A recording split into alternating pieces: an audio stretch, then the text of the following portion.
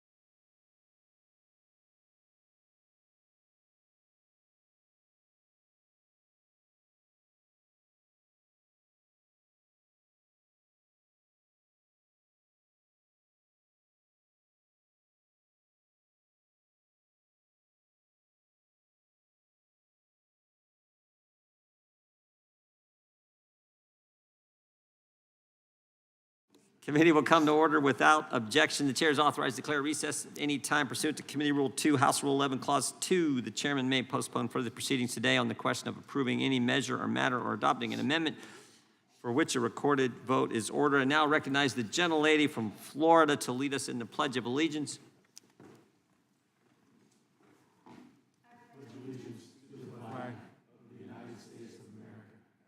Republic for which it stands, one nation, under God, indivisible, with liberty and justice for all. Welcome back, everyone, to our third round of this markup. Pursuant to notice, I call up H.R. What was it? To the never-ending markup, the ranking member says. H.R. 7334, let's hope it ends today. The Detain and Deport Illegal Aliens Who Commit Robbery Act for purpose of markup, and move that the committee reported favorably to the House. The clerk will report the bill. H.R. 7334. Without objection, the bill will be considered as read and open for amendment at any point. The chair now recognizes the gentleman from California, Mr. McClintock, for a second opening statement on this fine piece of legislation. Thank you, Mr. Chairman. As you pointed out, I made the opening statement last week, but I just want to refresh memories that the bill arises from Secretary Mayorkas's infamous memo that instructs ICE not to necessarily remove illegal immigrants, even if they're required to be removed by existing law for criminal acts. And how that works is pretty simple. While more illegal aliens are entering the United States than ever before, ICE is removing far fewer criminal aliens from the United States than ever before. In fiscal year 2023, the Biden administration removed nearly 60% fewer criminal aliens with criminal convictions and criminal charges than the Trump administration did in fiscal 2019. Again, despite a 153% increase in illegal immigration.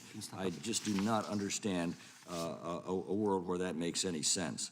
According to a staff report released by the committee just last month, the DHS's own data show that there are 618,000 aliens on ICE's non-detained docket who have criminal convictions or pending criminal charges, which means that more than 500,000 criminal aliens are in U.S. communities, free to reoffend and victimize still more Americans. The threats of Biden's policies are widespread. This bill takes a small stab at common sense. The Detain and Deport Illegal Aliens Who Commit Robbery Act requires ICE to lodge detainers against illegal aliens who commit a robbery offense and mandates that such aliens be detained in ICE custody. In doing so, the bill conforms to existing law and mandates detention and has been upheld by the Supreme Court. By mandating the detention of illegal aliens who commit robbery, including those who are charged with or arrested for a robbery offense, this bill creates safer streets for every American and allows for such criminal aliens to be more quickly removed from the United States.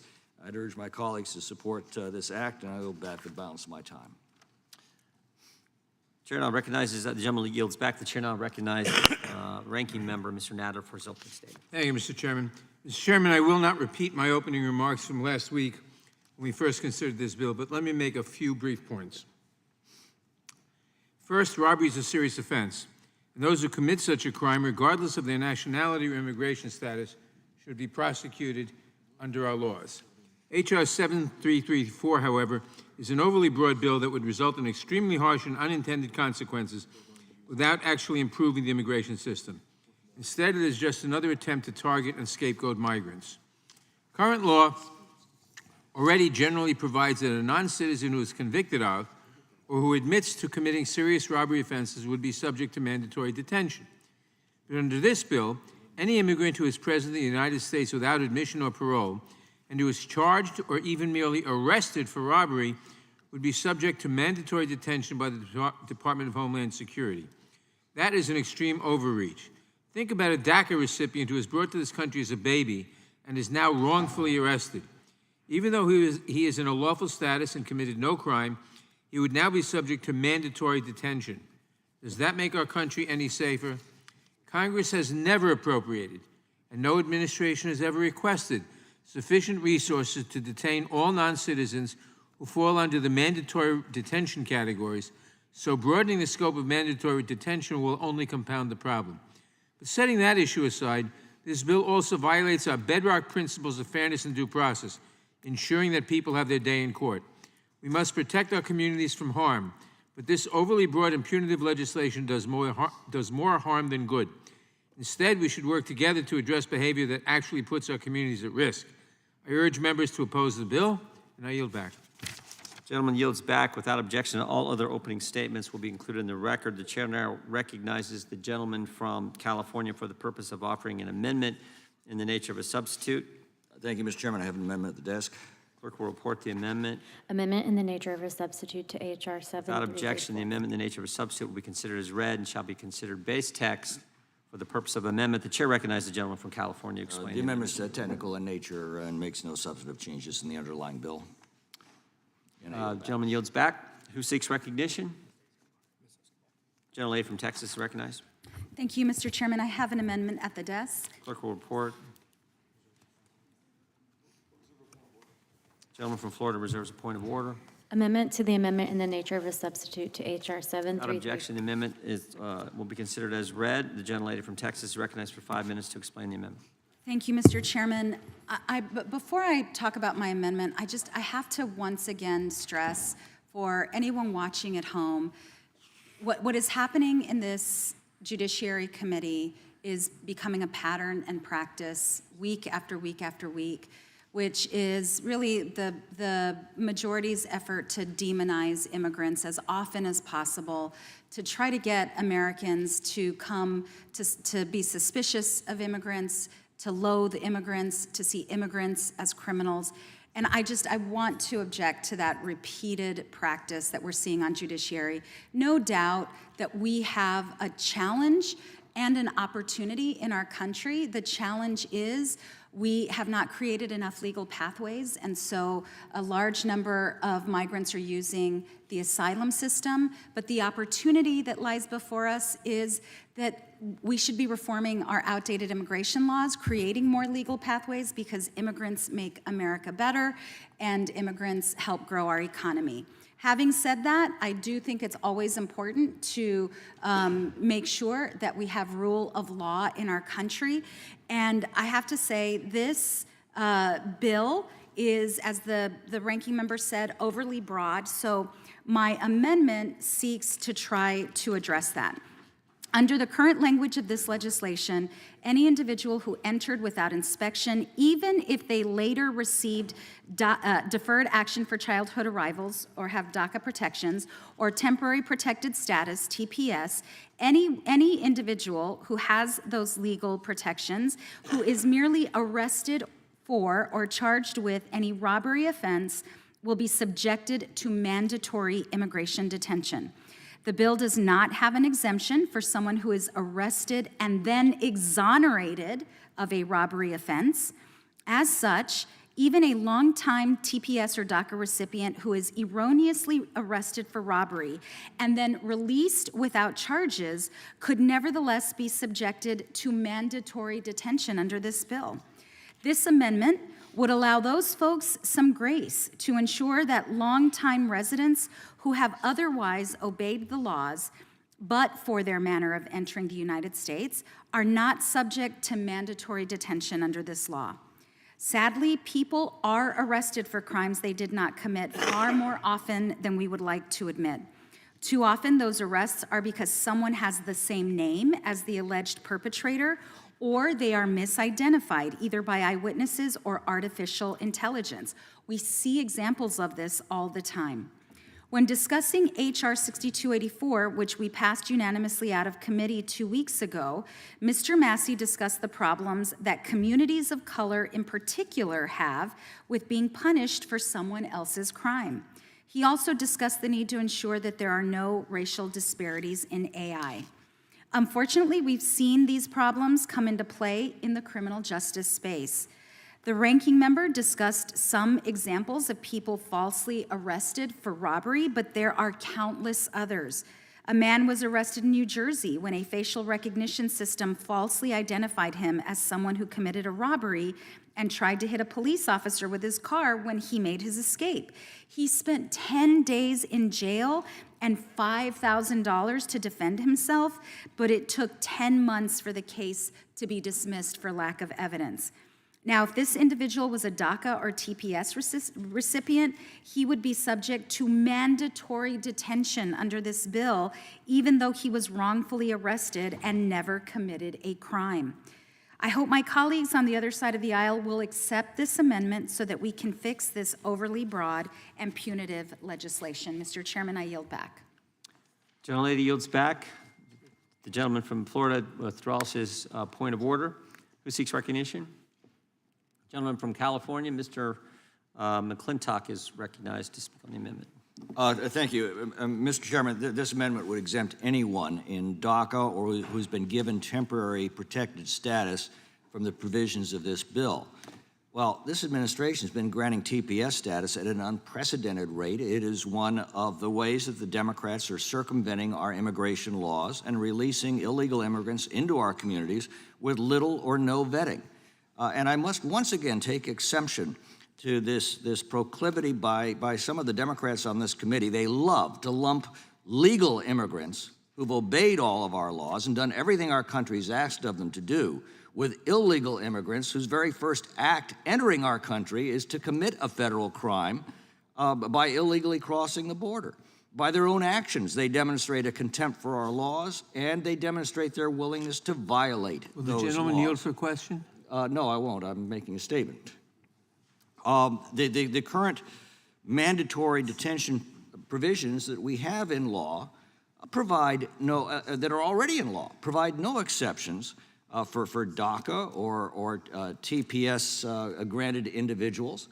So this amendment would actually broaden the applicability of our immigration laws beyond the current law. I would also point out, in response to this notion that somehow this is a recurring theme, I'll tell you what the recurring theme is. The recurring theme is Americans being victimized by this mass illegal migration. On Tuesday, a migrant was arrested for allegedly beating up a 50-year-old man with a rock and attempting to steal his wallet on a Brooklyn street. He was arrested after police responded to a robbery in progress in Greenpoint, according to the NYPD. A couple of weeks ago, 4 Venezuela migrants who've been in Chicago for as little as 1 month, 3 of whom were on pretrial release for retail theft. They lured a man to the back of a CTA train car and choked him into unconsciousness during a vicious robbery. These are the recurring acts that we are seeing as a result of the Democrats' open borders policy, and the American people have had enough of it. I just hope that they're watching these proceedings today and realize how the Democrats have not only unleashed the worst illegal mass migration in recorded history, but have defended it every day in this committee for the last 3 years. And now we're seeing the results of it in our communities. With that, I'll yield back. Gentleman yield for a question now? Sure. Gentleman yields to the gentleman from New York. Thank you. You make a point that I disagree with, but I'm not going to argue it. But I will ask you this. You say that we're being victimized by people who entered this country illegally and they have no right to be here and so forth. DACA recipients who may have come to this country at the age of 2 months old or 2 years old, did not commit any crime by coming here. Maybe their parents did by bringing them here, but it wasn't their fault. Would you accept an amendment if it were just to exempt DACA recipients? Well, the problem is those DACA recipients are now grown-ups, and the first thing we ask of grown-ups in our society is to obey our laws, including our immigration laws. The fact that they've been violating those laws during their entire lifetimes does not excuse them from that. I would suggest that perhaps we should invite them to return to their home countries and apply for admission the way millions of legal immigrants do every year, who obey our laws and respect our country's sovereignty. People who know only the United States and regard it as their home country because they've been here since they were 2 months old. Granted, that is an exception. I would have to agree with you on that point. However, if we allow such exceptions we simply invite a new wave of illegal immigration, bringing new 2-month-olds into the country to acquire the same rights over time. That's the problem that we have in this discussion right now, Mr. Nadler. I mean, there are many of us who would like to address that issue that you raised, the 2-month-old who's brought into this country and has grown up here and knows no other. But we cannot address that until we have secured our borders and restored our immigration laws, because if we don't do that, we're simply inviting new waves, as this administration has over the past 3 years. So let us fix the problem, and then we can address the issue that you raise. I yield back. Gentleman yields back. Who seeks recognition? The gentlelady from Washington is recognized. Thank you, Mr. Chairman. I know you'll agree with me, Mr. Chairman, if I say that I wish these hearings were dedicated to our FISA reforms bill, where we had so much bipartisan support, and yet we can't get that bill to the floor, even though it passed with such tremendous support in our committee. So I wish we were discussing that. But The gentlelady yield just a second. I would, I yeah. mean, maybe that's what we should do. Maybe we should have another hearing on FISA, even though the bill's been out of the committee. It was 35-2. Maybe we'll have another hearing on I FISA think just to highlight. that would be such a good use of our time, and I would really advocate for that over these hearings, Mr. Well, Chairman. I didn't which, mean in lieu of. I meant in addition to. But I'm so glad that you're with me Would on the that. gentlelady yield for a second? Yeah, sure. Thank you. I just want to point out to Mr. McClintock that the government is not accepting new DACA applications, so no new two-year-old or 2-month-olds can enter under DACA. I thank the gentlelady for yielding. Thank you. I didn't want to miss the fact that, Mr. Jordan was definitely agreeing with me that we should spend our time on things like FISA reform. Thank you, Mr. Chairman. I want to make a couple of comments. I want to, first of all, thank the gentlelady from Texas for her amendment. It is a smart, sane, humane amendment. It is absolutely the kind of thing that we should be doing, because frankly, this bill is overbroad, it is cruel. We had numerous discussions about this last week, so I'm not inclined to give my statement all over again. But Mr. McClintock had said that he would like to see us go back to our restored immigration system. But the fact is, our immigration system has not been adjusted, modernized for 30 years. So what exactly are we going back to when you talk about an immigration system that is so out of touch with the reality of where our country is, the workers that we need, the communities that need to be with their family members, the employers that are seeking to bring people in? There are so many ways in which we are working from numbers that are 30 years ago, even in terms of the population growth. And so I don't understand, if we want to secure the border, which we all want to do, if we want to make sure that our country has what we need to be humane, we have to fix the underlying system. Chaos at the border is related to chaos in our legal immigration system. If we could fix our legal immigration system so that we had enough immigration judges, so that we had enough asylum officers, but most of all, so that we actually had legal pathways so people could apply to come here, then I think we would be in a much better position. And as somebody who came here legally and waited 17 years to get my US citizenship and went through the process and multiple visas, I can say I don't actually think that many Republicans, I'm not impugning the motives of our immigration chair, but many Republicans did not want to encourage the legal immigration system. And I'll just give you one example. Here's an article from the Cato Institute, not necessarily a left-leaning institution, and the title is, President Trump Reduced Legal Immigration. He did not reduce illegal immigration. Under Donald Trump, he actually decimated the legal system and took away the ability for people to be able to come into the country through application, through different pathways that we have, whether it's for employment, whether it's for refugee asylum, all of those things. He undermined the legal immigration system. And what President Joe Biden has done is tried to restore some options that are available to restore that legal immigration system.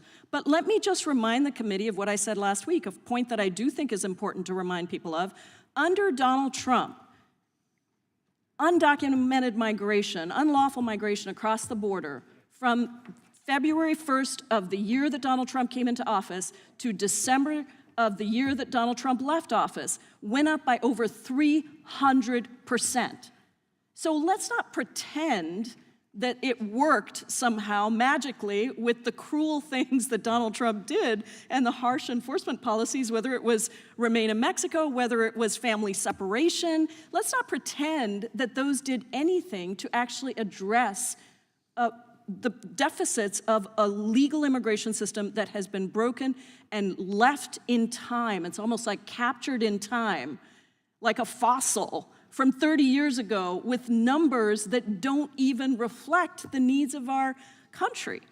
And so I hope that we can address this issue in a comprehensive way, and I hope all of our colleagues will vote for my colleague from Texas's amendment. I yield back. Lady yields back. Gentleman from Arizona is recognized. Thank you, Mr. Chairman. I move to strike the last word. Gentleman is recognized for 5 minutes. Thank you. I oppose this amendment. I want to remind everybody what we're talking about is robbery. Yeah. If you commit a robbery, you're going to be detained. Doesn't matter whether you're DACA or not DACA. That's a serious crime. You're going to be detained. Now, when we hear stories like the ranking member was talking about, he said, what about the kid who was brought over when they're 2 months old? This is the only country they've known. Or 2 years old, or 12 years old, or 16 years and 6 months, or 17 years and 5 months. You cannot rationalize that away in that generic fashion, the way that the ranking member desires to. And then I want to point out to my colleague from Washington that the numbers that you referred to were almost all aggregated in 2019. And let's think about what happened in 2019. The policies that the Trump administration put in place had largely been enjoined by left-wing advocacy groups going to courts and having them enjoined. And what happened after they were enjoined? Ultimately, those injunctions were almost all universally set aside, and the courts upheld the legality and constitutionality of the Trump administration's efforts. And so what did you get? Well, in the Yuma sector, for instance, for the entire last year of Trump's administration, you had 8,600 encounters. 8,600 encounters for about 140 miles of linear miles of border. That went all the way, that sector goes all the way from Yuma and the border there all the way up to almost Las Vegas. That's considered the Yuma sector. 8,600 encounters. Do you know what Yuma gets now? About every 9 days they get 8,600 encounters. And you know what the Tucson sector gets? Well, since the last Friday, Saturday, and Sunday, you had 21,000 encounters across the entire southern border, more than 2,000 of those in the Tucson sector. And if you go to Lukeville, port of entry, you're going to see massive numbers virtually every day, usually 700 to 800. If you go to San Miguel Gate, which is on the Tohono O'odham Reservation, which has 62 linear miles of the border, you're going to also see about 600 to 1,000 people a day. That's what they're getting in the Tucson sector. And if you move over about 12 miles east of Sassabee, the Sassabee port of entry, you'll find a squatters camp sitting there on national forest land that some NGO without authority has come in, and they've basically denuded the trees from that forest and used those as firewood.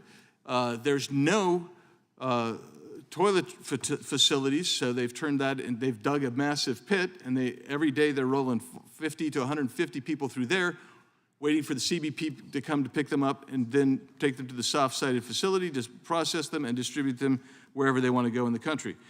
The last point is, when you start talking about family separation, this administration, and this isn't me reporting this is the New York Times reporting this. Since the New York Times reported this, it's actually grown by by about another 60,000 people. Initially, the New York Times reported that this administration has lost 85,000 plus children who came into this country illegally. They've lost, they don't even know where they are. That number now is in excess of 140,000 people. So when you talk about family separation, that's what this Biden administration has done. And you will see, if you go to these soft-sided facilities, all of you who talked about kids in cages and whatnot, go to the soft-sided facilities and see where they're having to try to keep these kids. Go to the hotels in places like Tucson. They don't have room for all the people at the soft-sided designated facilities, so they're renting hotels. Go there. Would the gentleman yield for a question? Happy to yield to a question. Thank you. That's twice I've yielded to you today, Mr. Nadler. What? That's twice today, brother. Oh, very good. Thank you. Yeah. You said in an earlier part of your statement that if you commit a robbery, of course, you should go to jail. No, I didn't say that. You said I said you should be detained. you should be detained. Okay. Right. That's what I said. If you commit a robbery, you should be detained. That's right. But, fine. The difference is that if you're accused of committing a robbery, or rather, you're not even arrested, you're not detained automatically. It's up to the judge.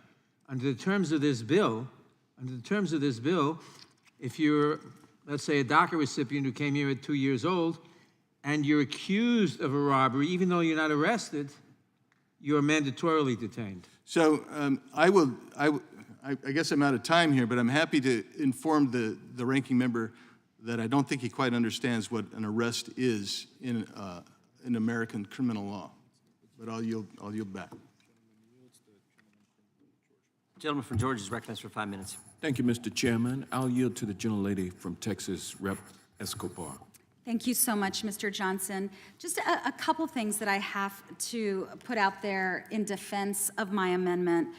But first, before I get there, I think it is so important to acknowledge we all agree Congress should be doing, or at least those of us on this side of the aisle agree, Congress should be doing its job to address the increasing number of migrants arriving at our southern border.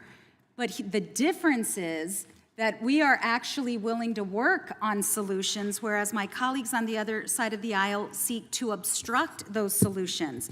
Just as a reminder for everyone, Congress has attempted to address our challenges at the border and also increase legal solutions multiple times over the last several years, actually 4 times in the last couple decades, 2006, 2014, 2018, 2024, this year. And what do all of those attempts share in common?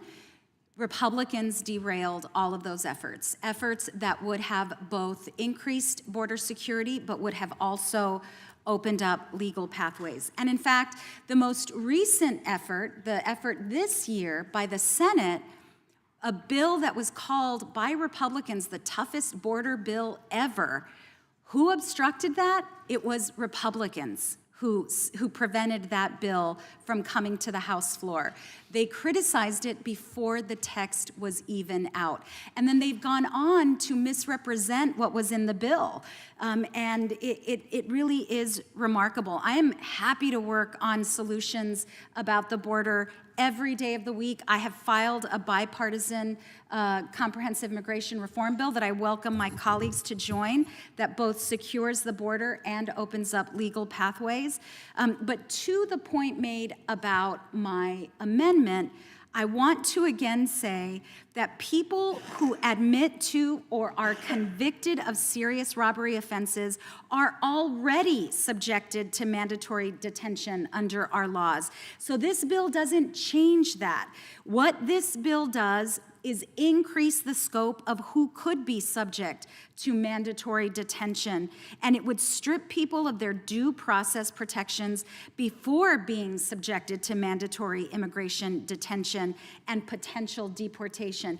And even if it was proven that someone was arrested falsely, if they were a DACA recipient or a TPS recipient, they would still remain in mandatory detention. So this bill seeks to at least curb the incredible overreach and lack of due process for people. That should be a bare minimum in the United States of America.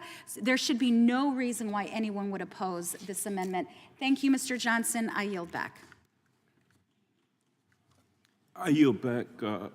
I'll yield to the gentlelady from California, Ms. Jayapal. Washington. Washington, I'm sorry. Thank you. Thank you. I just wanted to say that we have to correct some facts here. It is not true that Donald Trump's policies were enjoined in court. Remain in Mexico was in effect from January of 2019 until the end of Donald Trump's tenure. So those policies existed throughout. And I will just quote another article here, again from the Cato Institute, dated November 2nd, 2023. The title is, New Data Show Migrants Were More Likely to Be Released by Donald Trump Than Joe Biden.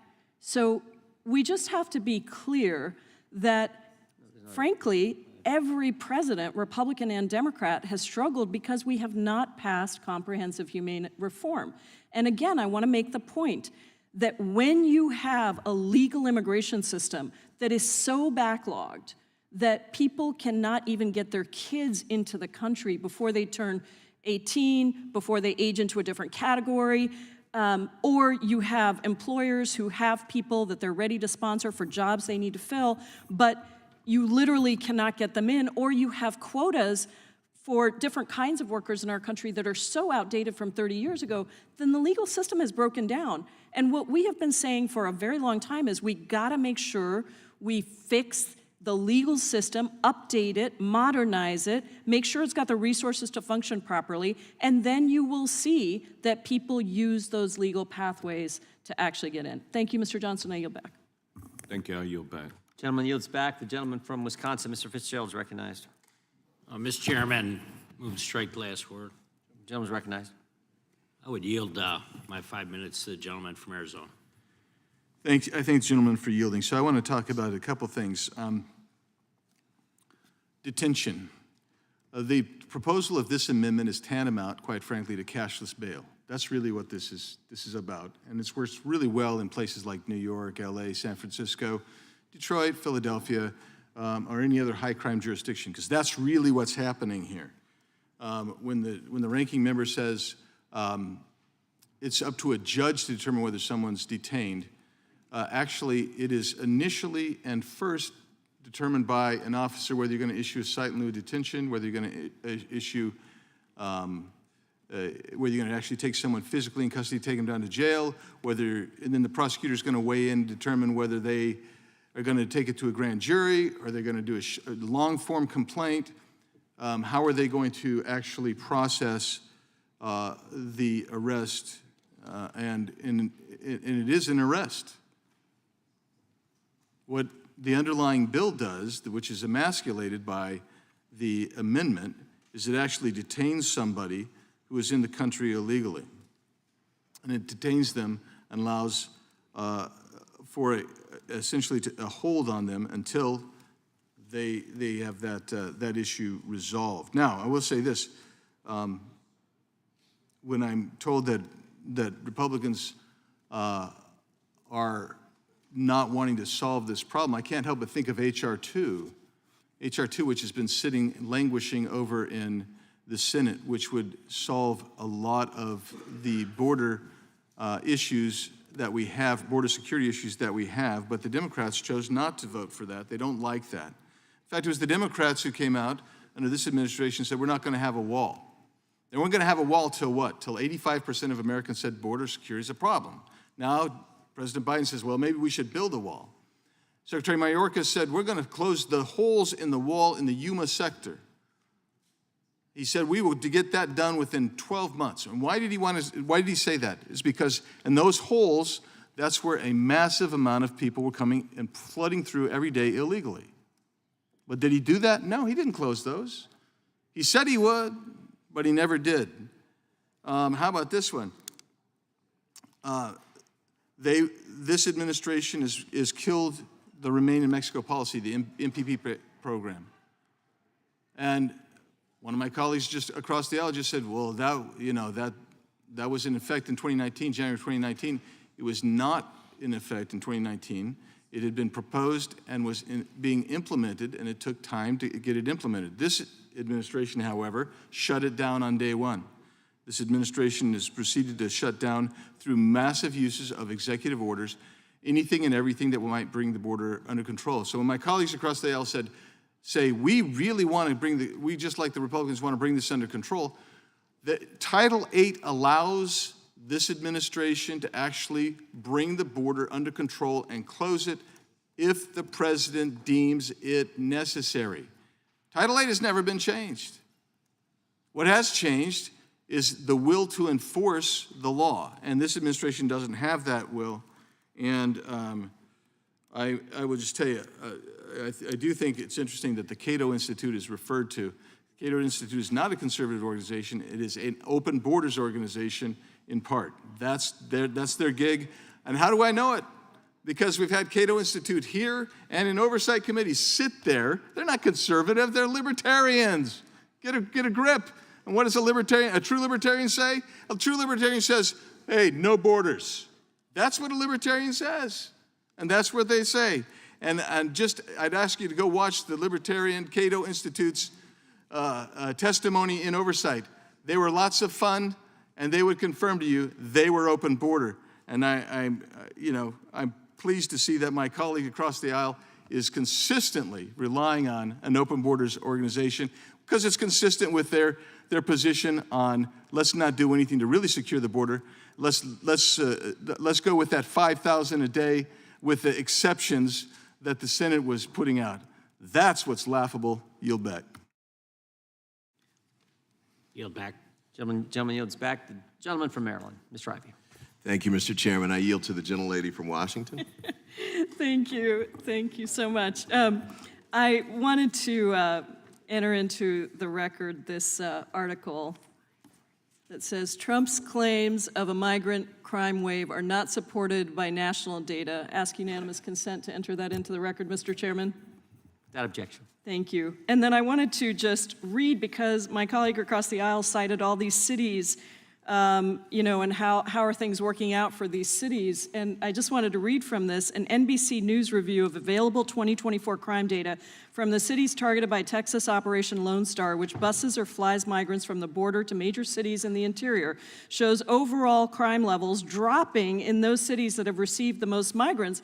Overall crime is down year over year in Philadelphia, Chicago, Denver, New York, and Los Angeles. And so these are the same cities that my colleague across the aisle just named, and I just wanted to say that actually it's working pretty well. You asked how it was going pretty well in those cities in terms of crime reduction. But look, I want to go back to this point of making sure that we are talking about this in a way that is reflective of the challenges. In the last hearing that we had on these bills, Mr. Massey on a different bill discussed the real concerns about racial disparities and the development of artificial intelligence and facial recognition tools, and we all agreed with that. And that same concern comes in here. In a particularly egregious case, a Detroit woman was arrested for robbery and carjacking after she was improperly identified by an automatic facial recognition search. At the time of her arrest, she was 8 months pregnant. The police handcuffed her in front of her crying daughters and fiancé and held her for 11 hours before she was released on a $100,000 bond. Prosecutors did not dismiss the case against her for another month.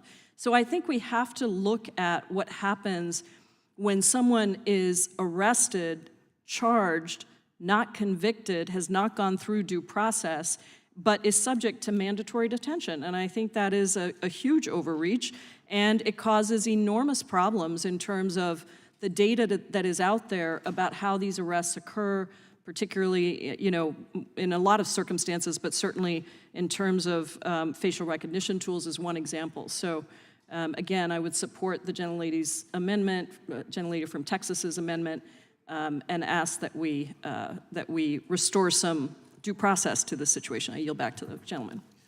And I'd like to yield additional time to the gentlelady from Texas. Thank you so much. Wanted to correct the record because, again, it's remarkable to me the lack of reverence for facts from the other side of the aisle. My colleague said the president eliminated Remain in Mexico on day one. No, not true. It actually remained in place for over a year. And the country of Mexico is absolutely unwilling to restart Remain in Mexico. And in fact, my Republican colleagues' landmark bill, H.R. 2, which they love to talk about, is fundamentally rooted in the false notion that Mexico will accept every single migrant that the country of the United States sends back to Mexico. Not going to happen, has never happened, won't happen. The other falsehood that the president could use Title VIII but does not, Title VIII is in place in El Paso, is used every day. Every single day, Border Patrol uses Title VIII in El Paso. But here's the additional, just what the public should be aware of.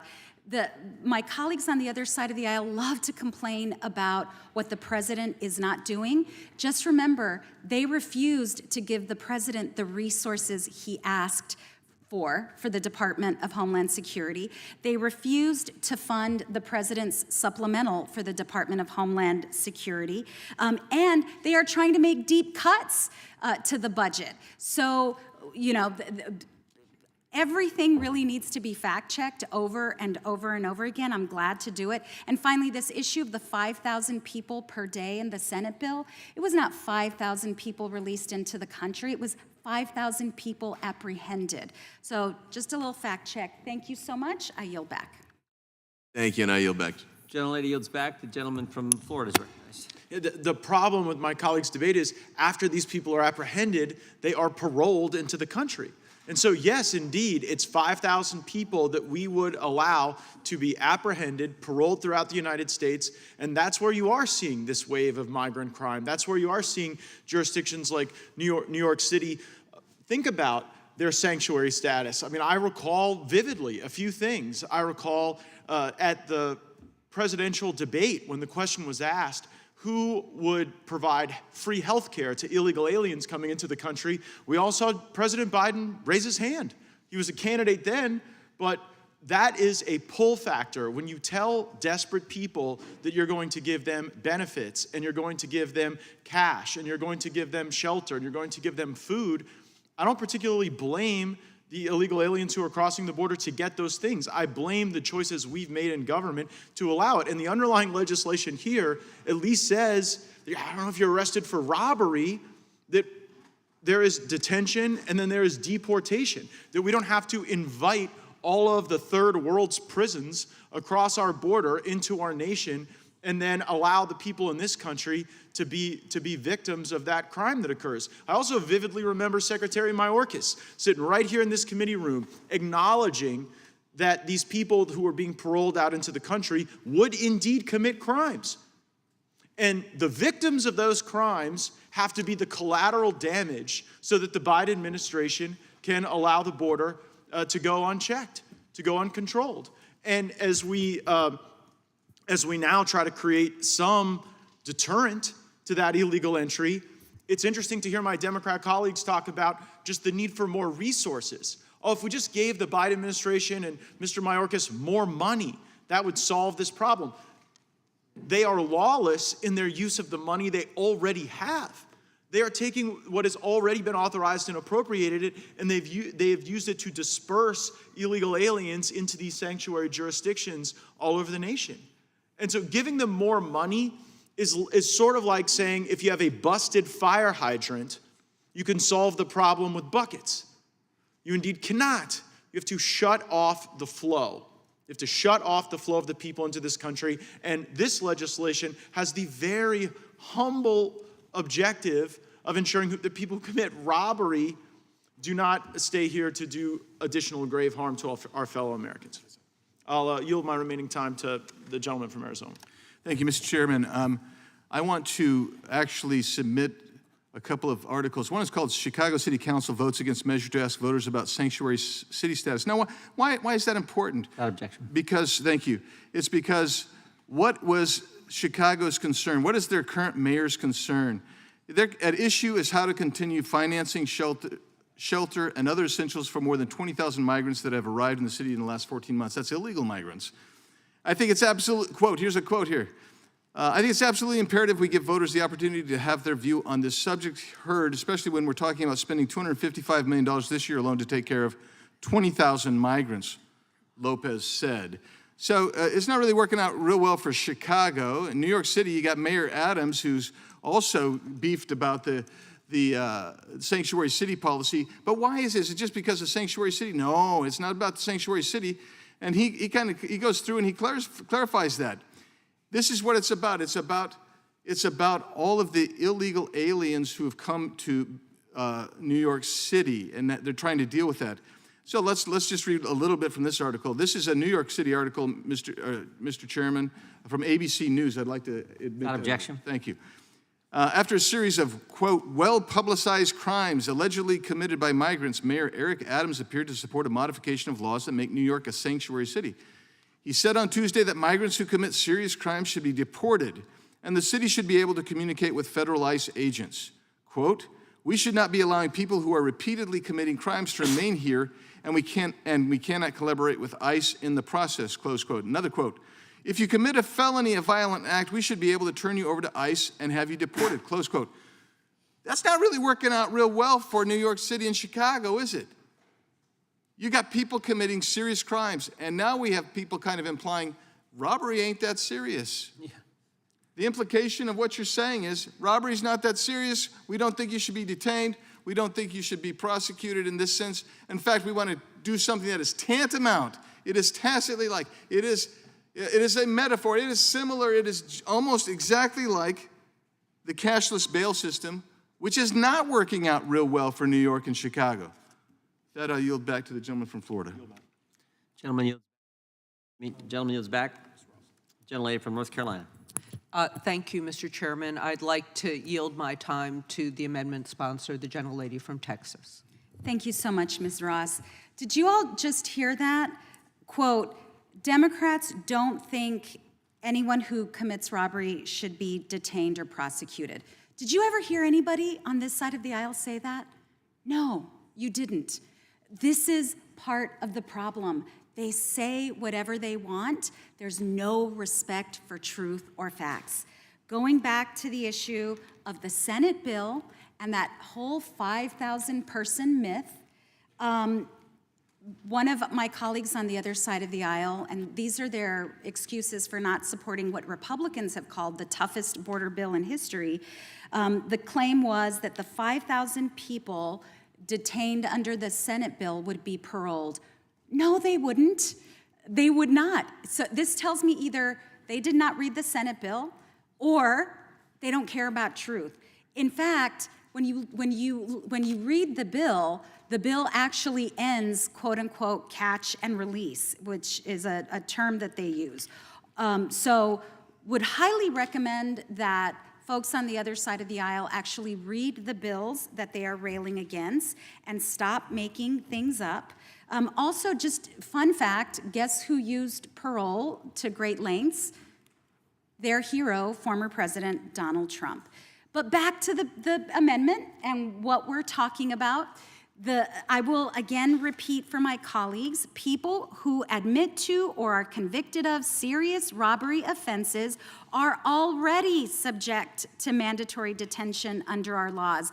Amen. This bill would not change that. What this bill does is increase the scope of who could be subject to mandatory detention and strip people of their due process protections. And remember, even if you've been falsely accused, even if there's evidence that someone else committed the crime you're accused of, under this bill, and you're an immigrant, you would still be detained in mandatory detention. This amendment simply seeks to put some guardrails into what is an incredibly overly broad bill. Interesting that they are fighting that. Thank you so much, Ms. Ross. With that, I yield back.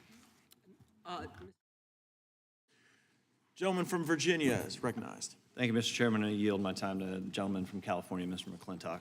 I thank the gentleman for yielding. Mr. Chairman, I think Americans need to wake up. The ranking member on the Immigration Subcommittee just told us this is all working out just fine. It's all working out just fine. I wonder how many Americans actually share this belief. I think perhaps we should put that to a vote. And fortunately, we will have that opportunity in a few months. Now, we were just told by the Democrats that, well, Donald Trump didn't reduce illegal immigration, only the options available to immigrants. Well, this is absolutely absurd. In fact, the Immigration Subcommittee was going to hold a hearing tomorrow in which we'll receive testimony from officials who've served both the Trump and Biden administrations about the explosion of illegal immigrants allowed into our country and what Biden did to produce this crisis. Donald Trump enforced our immigration laws. Those laws require asylum claims to be vetted. Under Biden, very few actually have credible fear interviews. Instead, they're simply admitted into the country.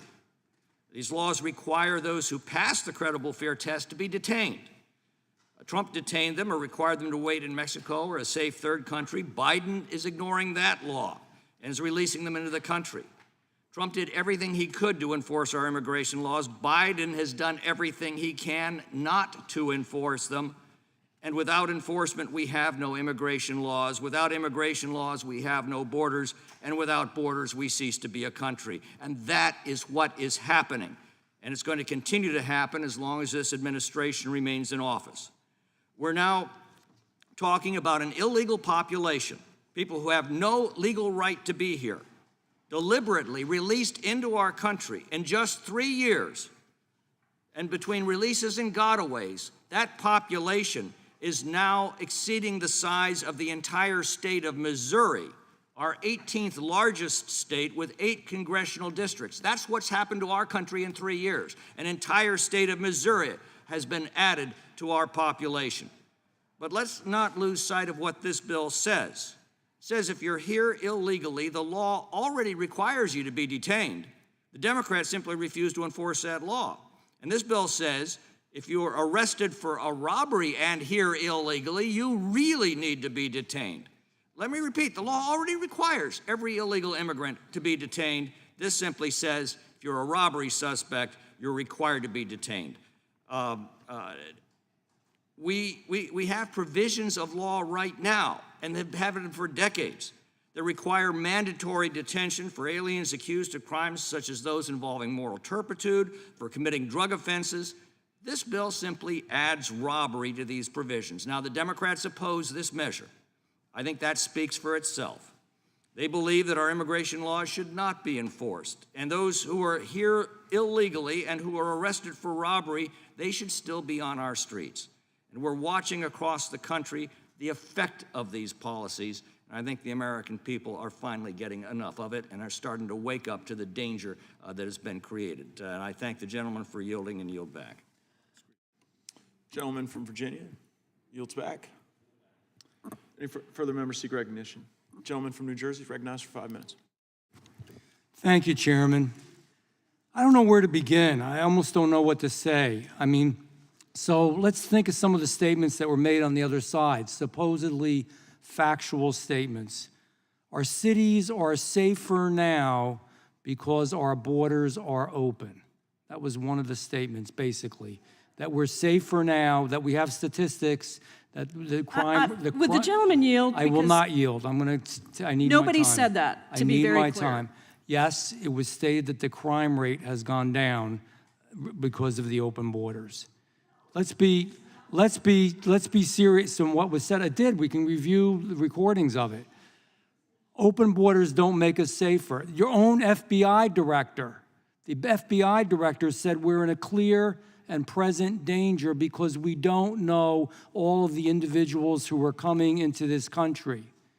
And maybe crime rates can be adjusted too because we're letting people go the next day. We're changing because of very left-wing activists, prosecutors, and attorneys generals. We're changing felonies to misdemeanors. But if we want to say that and we believe that, maybe we should speak to the family of Lincoln Riley, to her family, and what happened to her in Florida where she was beaten and murdered. Maybe we should speak to the Washington State Trooper over the weekend and his vehicle was crashed into by illegals and he was killed. And both of these had priors. They had committed acts before but were released. Maybe we should talk to the families of the NYPD officers that were beaten overwhelmingly because they had about a dozen illegals around them and they had no recourse. Maybe we should talk to the people in New York and in other cities whose school children are being removed from schools because the illegals are being temporary housing into where they are. Maybe we should talk to the people that live around tent cities that have cropped up across the country. Maybe we should talk to the people in my district where they were told that there might be as many as 60,000 illegals going into the Atlantic City airport because they didn't know what to do with them. Come on, we're denying common sense. Things have gotten worse. Chairman, can we have order in the chamber? Things have gotten worse. Everybody knows it. Every resident of this country, every citizen of the country feels it. Regardless of how much we talked about it, we can't make people believe that isn't something that isn't true. It is true. It is a problem. It's a real big problem. It's true that illegals were wearing Biden t-shirts at the border as soon as he got elected to be the president of the United States. It is true that Biden repealed all of the actions taken by President Trump and changed the entire dynamic at the border. We feel it, we see it, we hear it. America hears it, and regardless of how good you tell us it is, and how wonderful it all is, and how great it all is, people don't believe it. And the Senate bill, a few Republicans in the Senate said this bill was good. They couldn't even get the bill across the finish line because it was so bad, because it would use amnesty as a tool to allow these individuals to get into the country. And there was discussion that they would be giving apps on their phones so they knew where they were, or devices. Come on. It didn't have the stay in Mexico policy. And you know what? You know what happened with a real president? You go to Mexico, you talk to them the way it happened in the past and say, if you don't straighten this out, because Mexico doesn't want them, because Mexico has borders, better borders than we do, you go to Mexico and say, they're gonna stay in Mexico, or you're gonna send them back, or you're gonna have some tariffs or taxes that you're not gonna believe. So we still do, in that Senate bill, in actual fundamental truth, would have catch and release. If we don't have Title 42 anymore, that was allowed to expire. We're not finishing building the wall anymore. That wasn't done. The Senate bill stunk. It wasn't good. Tell the people the truth. It was something to make us feel good, to pretend that we did something, but we didn't. That's why Republicans in the House of Representatives opposed it, and plenty of Senate Republicans did as well. So the bottom line is there's a real problem here, and we're trying to deal with it as best we can. Unfortunately, our president currently does not. He could put executive actions in place today and change all of it, but he will not. So here we are, trying to hobble together the best that we can in different pieces of legislation to try to stop the bleeding. Let's tell the truth. I yield back. Expired. Any further members seek recognition? Gentleman from Georgia is recognized. Thank you so much. I'd like to yield my time to my colleague from Texas to oppose all of these alternative facts that we continue to hear. And I think the real problem that's posed right here today is that my Republican colleagues continue to give misinformation. And I'd really love to hear from our colleague from Texas who lives there daily, who has been engaged in this fight ever since we've been in Congress. And she is highly respected and revered for understanding the true depth of what's happening at the border. And I think that we need to once again let her be given the time and effort to dispel the alternative facts, and I yield to. Thank you, Ms. McBath. You know, we have members of the audience sitting in this hearing, and I hope you're seeing what is actually unfolding here before you. We had a Republican colleague just now claim that on this side of the aisle, we said that well, I can't remember exactly what it was, but basically that we said things are safer because of an open border. I don't think you've heard any single one of us, especially during this hearing, say at any time the word open border. Never said that. We could rewind the tape and you would not hear that. But that's part of the challenge that we face today. And it's part of the challenge really that we face in this Congress. There are serious people wanting to solve some of our serious challenges. It is very hard when there are folks on the other side of the aisle who refuse to even tell the truth. Going back again, I can't believe I keep having to fact check on the Senate bill, but I think it's important because it provides an example of the lengths that some will go to basically deny the truth. The Senate bill, again, which was called one of the harshest border bills in history, not by Democrats, it was Republicans who called this Senate border bill the toughest bill on the border ever. One of our colleagues just said that it created amnesty. No, I mean, that's part of why you heard us laughing. No, like, it couldn't even be further from the truth. In fact, many Democrats were upset because it offered no legal pathways. It was all enforcement. The other thing that my colleague on the other side of the aisle said was the Senate bill failed because it was bad. They started criticizing it before the text was out, before the text was even published.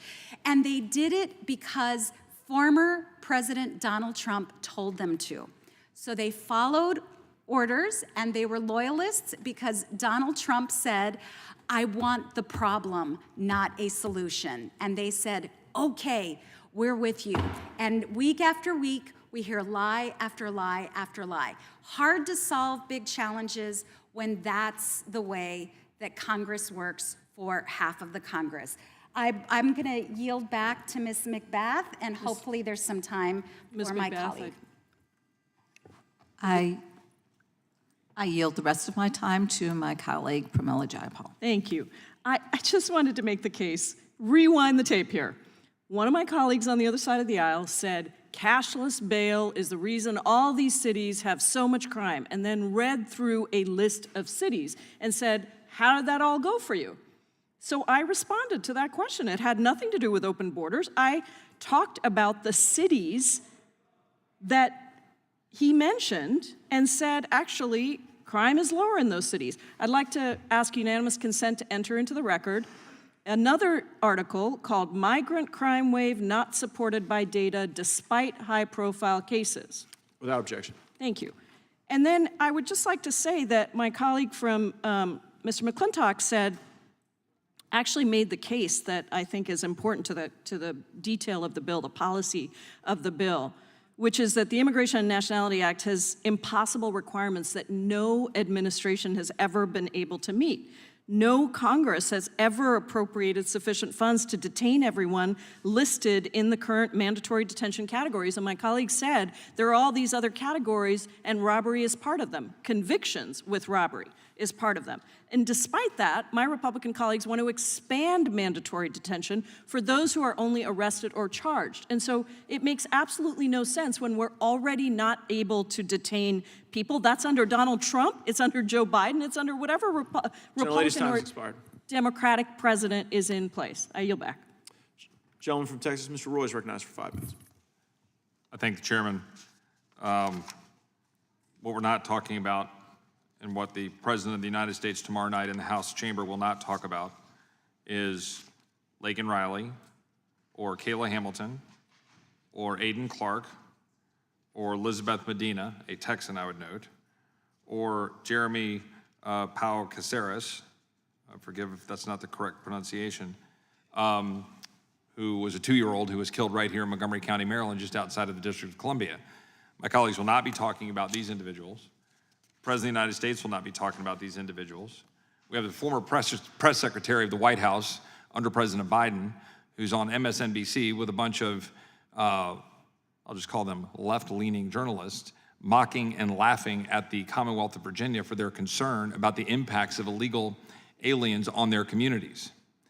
The reality is there are significant concerns and the impacts of illegal aliens on the communities that we represent. That's the truth.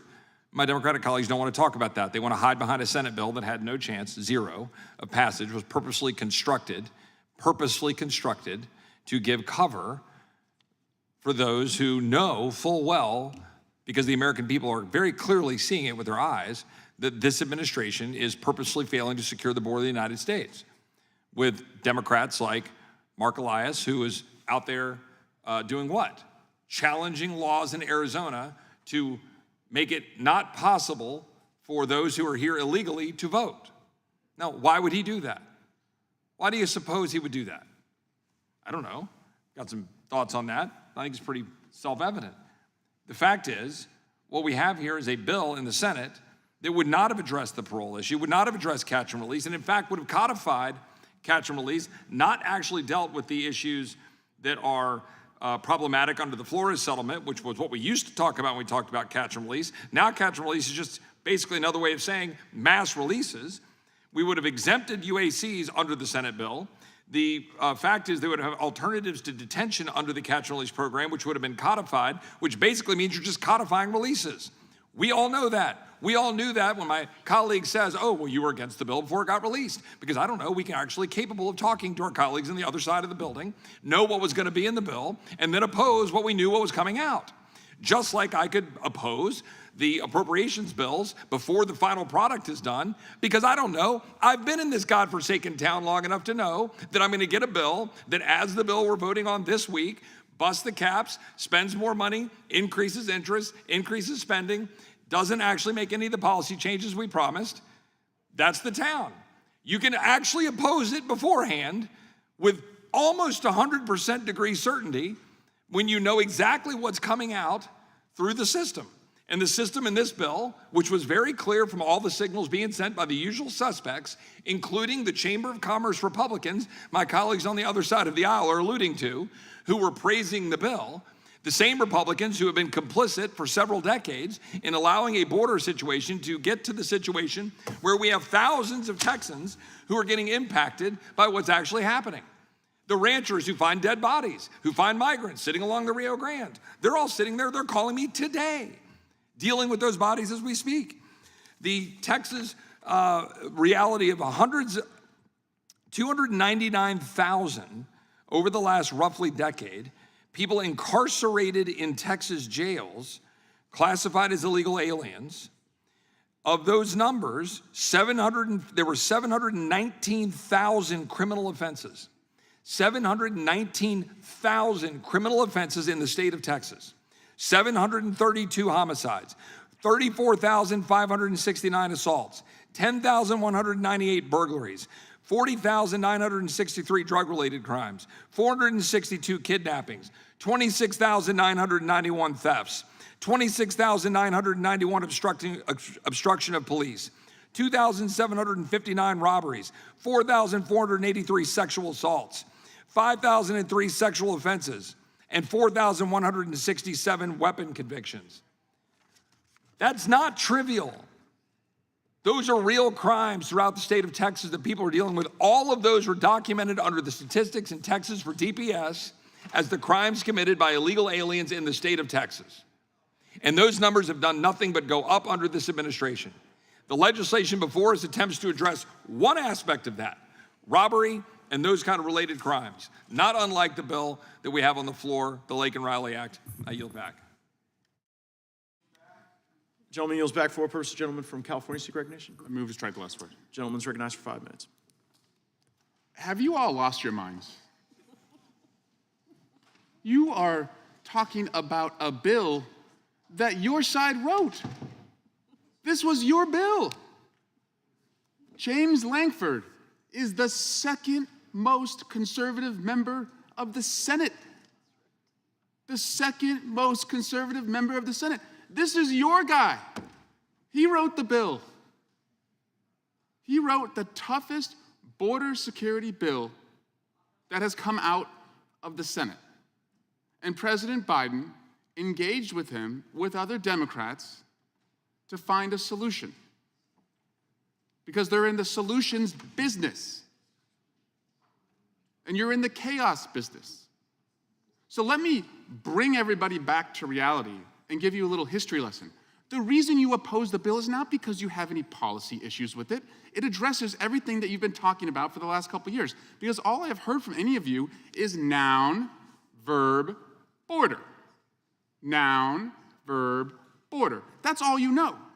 And then you get a border bill from the second most conservative member of the Senate, and let me tell you why you oppose it. You oppose it because Donald Trump opposes it. That's it. That is the simplest explanation. Occam's razor. The simplest explanation is the correct one. Donald Trump opposes it because Donald Trump wants to be president, because Donald Trump has 91 felony counts that he's facing, and the only way that those go away and he is not held accountable is if he's president. And if the noun-verb border plan is no longer working and he can't use that as an issue, then he may not be president. So he says, I don't support this. I want the issue, not the solution. And so you all, God, I don't know what it feels like to be so helpless to have to follow somebody like Donald Trump. Follow Donald Trump. And it's fine. I get it. You must see yourselves as so very tiny and so very small when you look at Donald Trump. And he's so big that he looms so large over you that you would do anything that he says to support him. But that is the reality. This is not a policy dispute. Donald Trump wants the border issue, and so you're going to go along with Donald Trump. That's it. Welcome back to reality. And I yield to Ms. Escobar. Thank you, Mr. Swalwell. Again, speaking to folks watching at home and speaking to those of you in the audience, I said at the very top of this hearing, we would love to address the challenges we face. I represent a wonderful border community of goodwill that would like to see Congress act, would like to see Congress actually come forward with solutions. I've introduced a bipartisan solution that no one on this dais is remotely interested in. Fine. So what do they do instead? Again, they demand border security. The Senate delivers. And in fact, most Democrats were saying, oh my God, that bill gives Democrats no wins. It's everything Republicans have asked for. But as Mr. Swalwell mentioned, Donald Trump told them, don't touch it, so they make things up about it. But really, to today's point, what everyone has witnessed, what my Republican colleagues are trying to do, not address some of the big challenges we face, instead, again, use a hearing, use a markup to demonize immigrants. All right, we're gonna talk about robbery and immigrants. All right, a wild expansion of who can be detained. All of this time, we've been debating an amendment to try to create guardrails so that it's not this absolute dismissal of due process. Have you heard any of them debate the amendment? No, they're not even remotely interested. They stick to their talking points, which is demonize immigrants, demonize the border, and actually don't try to solve anything in any meaningful way. That is why Congress is broken. Thank you so much, Mr. Swalwell. I yield back. Thank you. Yield back. Gentleman yields back. Gentlelady from the gentlelady from Texas who just won yesterday. Congratulations. Thank you, Mr. Chairman. Thank you. I thought you were going to give me a day. Yeah. But thank you. And thank you, Ranking Member Nadler, for this morning. Let me rise to support the gentlelady from Texas amendment, because sometimes DACA status and TPS status are the only things our immigrants who are desperately trying to seek a legal status or a full, complete legal status, that's all they have. And if anybody wants to know, I'm in love with DACA. We fought for the early years to help those thousands that we found and discovered across America that have been brought into this country through no fault of their own. That is the language we designed, by their families as infants, as toddlers, 5-year-olds, as children. And then they have, most DACA you will find, have sought higher education. They are professionals. They have been firefighters, police officers, paramedics, because they're allowed. I know there was a period of time during the midst of the Iraq War and the Afghan War that individuals who had a, how should I say, a temporary status were entering the United States military in combat. Those individuals were hoping that their family members, even if they did not survive, would be able to gain the ability to stay in this country. To have this law apply to those who seek status, we're not saying if you are a robber and you have robbed that you are not going through the judicial system, convicted, and that you do whatever is done to any one of us who is a proven robber. But it does not make sense to categorize the DACA, categorize the TPS, people who are seeking status, and have them to be detained because they're arrested, they're charged, and they're not convicted. Excuse my voice is certainly raspy. I will say that my soul is certainly still very strong. And so I am aghast that we have come to this point and that we're doing this piecemeal. The gentlelady from Texas is just trying to give relief to people that we see every day in our constituency. The kind of relief that would have gone about if we had voted on the compromise proposal or debated it at least, or gone to the floor. I want to pay tribute to the senator from Oklahoma who has been literally banned. He served with us in the House, one of the most conservative members of the Senate, who put forward a compromise that would have answered the questions that this piecemeal legislation seems to try and do. None of us are arguing for the freedom of a broken criminal justice system or the freedom of those who have done wrong. And that's how you want to paint us. There's that liberal lefties over here wanting to take the key of the jailhouse and throw everybody out. That is not true.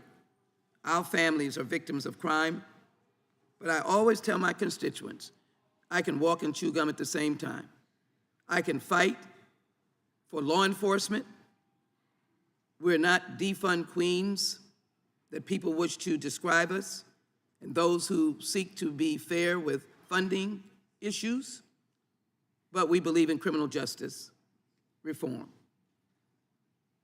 And so, likewise, on immigration, we're not here to promote, throw the key away, but I've seen the DACA family members. I've seen the TPS status members.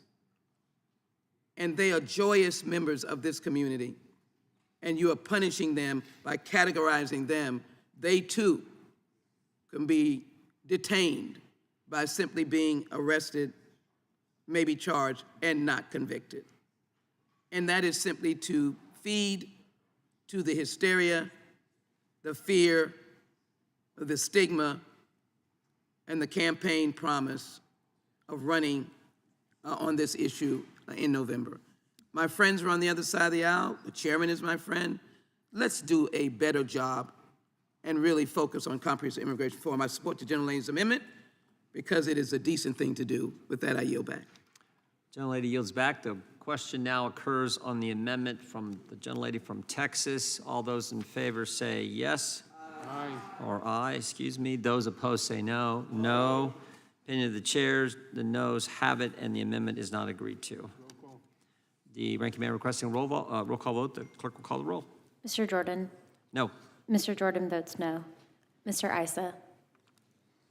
Mr. Buck? Mr. Gates? Mr. Gates votes no. Mr. Biggs? Mr. Biggs votes no. Mr. McClintock? Mr. McClintock votes no. Mr. Tiffany? Mr. Tiffany votes no. Mr. Massey? Mr. Massey votes no. Mr. Roy? Mr. Roy votes no. Mr. Bishop? Ms. Sparts? Mr. Fitzgerald? Mr. Bentz? Mr. Klein? Mr. Klein votes no. Mr. Armstrong? Mr. Gooden? Mr. Gooden votes no. Mr. Van Drew? Mr. Nels? Mr. Moore? Mr. Moore votes no. Mr. Kiley? Ms. Hageman? Mr. Moran? Ms. Lee? Mr. Hunt? Ms. Lee? Ms. Lee votes no. Mr. Hunt? Mr. Fry? Mr. Nadler? Aye. Mr. Nadler votes aye. Ms. Lofgren? Ms. Jackson-Lee? Aye. Ms. Jackson-Lee votes aye. Mr. Cohen? Mr. Johnson? Mr. Schiff? Mr. Swalwell? Mr. Swalwell votes aye. Mr. Liu? Ms. Jayapal? Ms. Jayapal votes aye. Mr. Correa? Ms. Scanlon? Ms. Scanlon votes aye. Mr. Neguse? Ms. McBath? Ms. McBath votes aye. Ms. Dean? Ms. Escobar? Ms. Escobar votes aye. Ms. Ross? Ms. Ross votes aye. Ms. Bush? Mr. Ivy? Aye. Mr. Ivy votes aye. Ms. Ballant?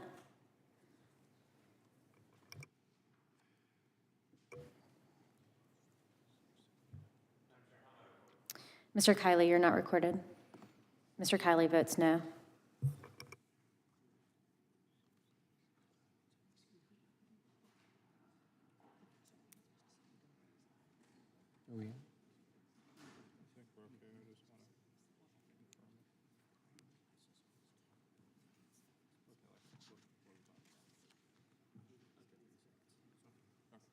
Waiting.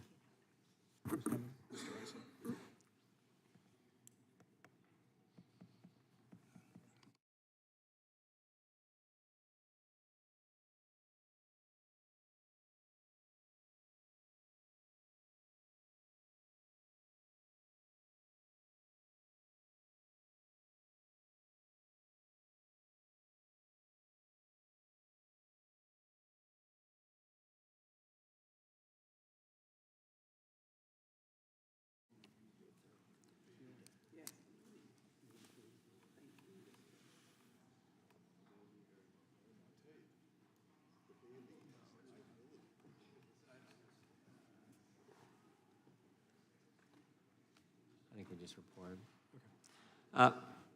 Clerk will report. Mr. Chairman, there are 9 ayes and 12 noes. The amendment is not adopted. Votes have been called. I believe we have, the gentlelady has an amendment?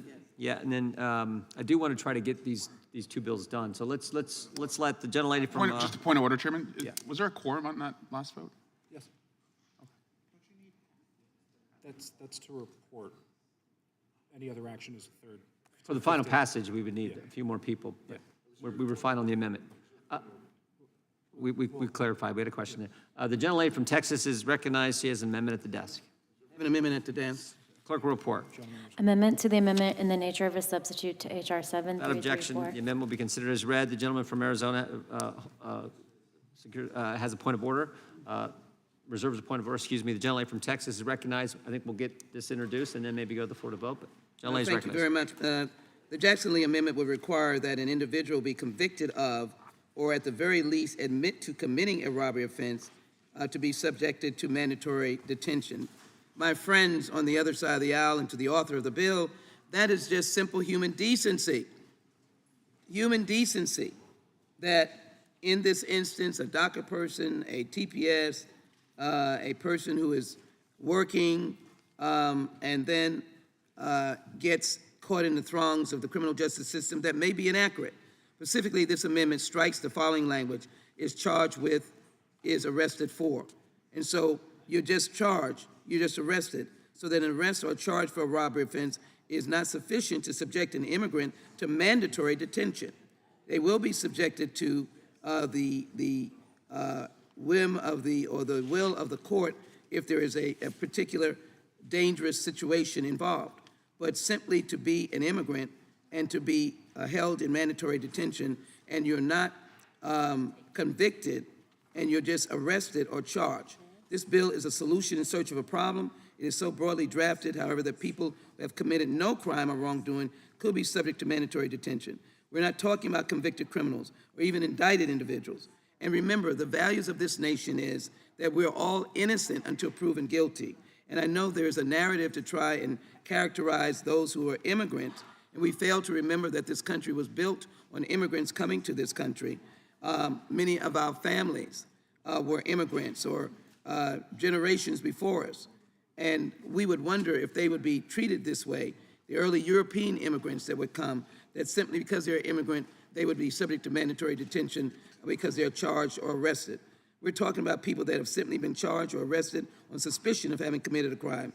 As it stands, this bill would subject those individuals to mandatory detention. This is unacceptable.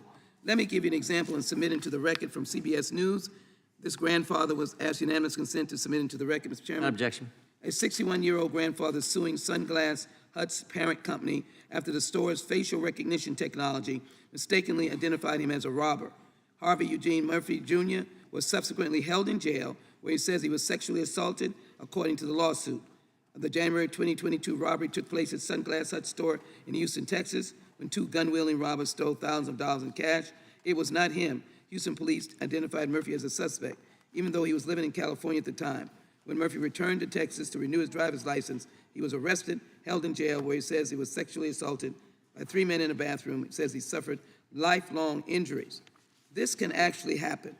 And as it relates to our immigrants, this can happen. They can be all ages. And so I'd ask my colleagues to support the Jackson Lee Amendment because we are innocent until proven guilty, and to find a way to solve the immigration problem by working on comprehensive immigration reform, as I've done over the years. I ask support of the Jackson Lee Amendment. I reserve, as I do that, let me just take just a moment, Mr. Chairman, just a moment. And that is, and I want to thank the ranking member. This morning, there was a hearing, open statement for the hearing, a voice for the voiceless, and that was a hearing before the Subcommittee on Crime, of which I'm the ranking member. And I want to ask unanimous consent to submit my statement, Mr. Chairman, into the record. Objection. And then I want to say that I am, if you will, a longstanding voice for the voiceless, particularly those who've been exploited, and this happened to be online.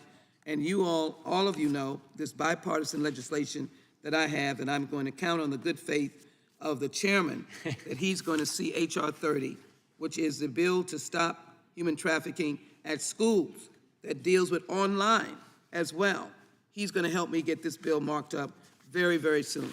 So I ask my colleagues to support the underlying amendment and also to accept my plea for trying to get this H.R. 30 before this committee. I yield back. We're looking at that. The gentleman from Arizona withdraws his point of order. The gentleman from California is recognized, and then I believe we'll have to break.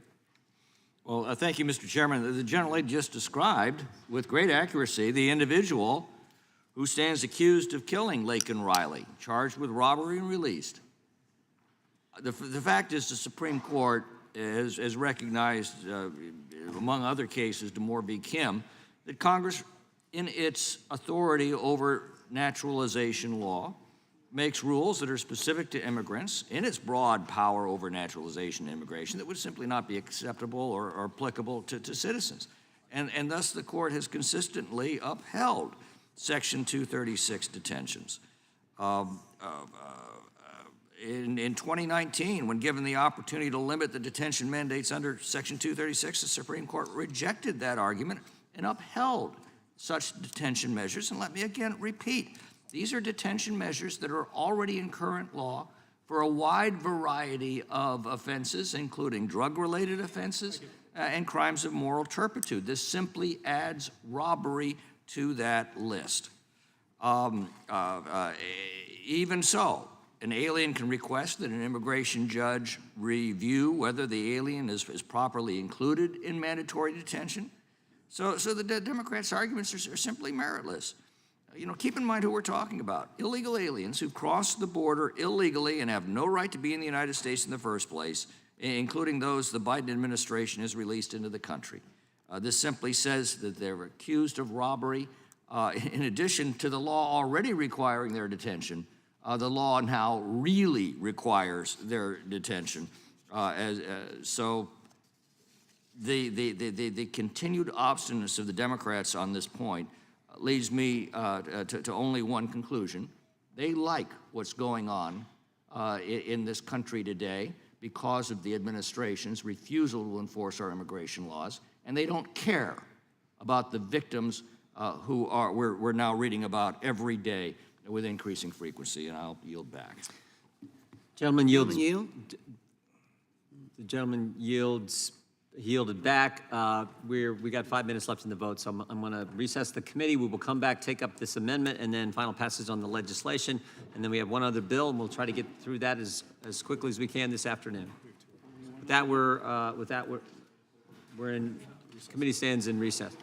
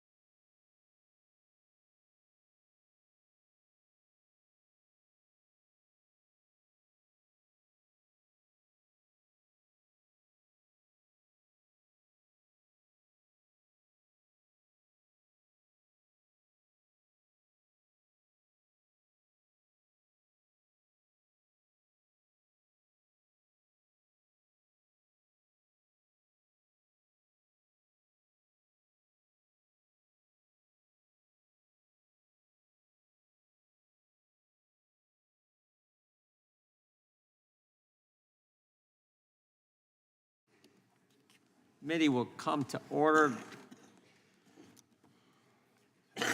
When we recessed, the pending business was the amendment from the gentlelady from Texas.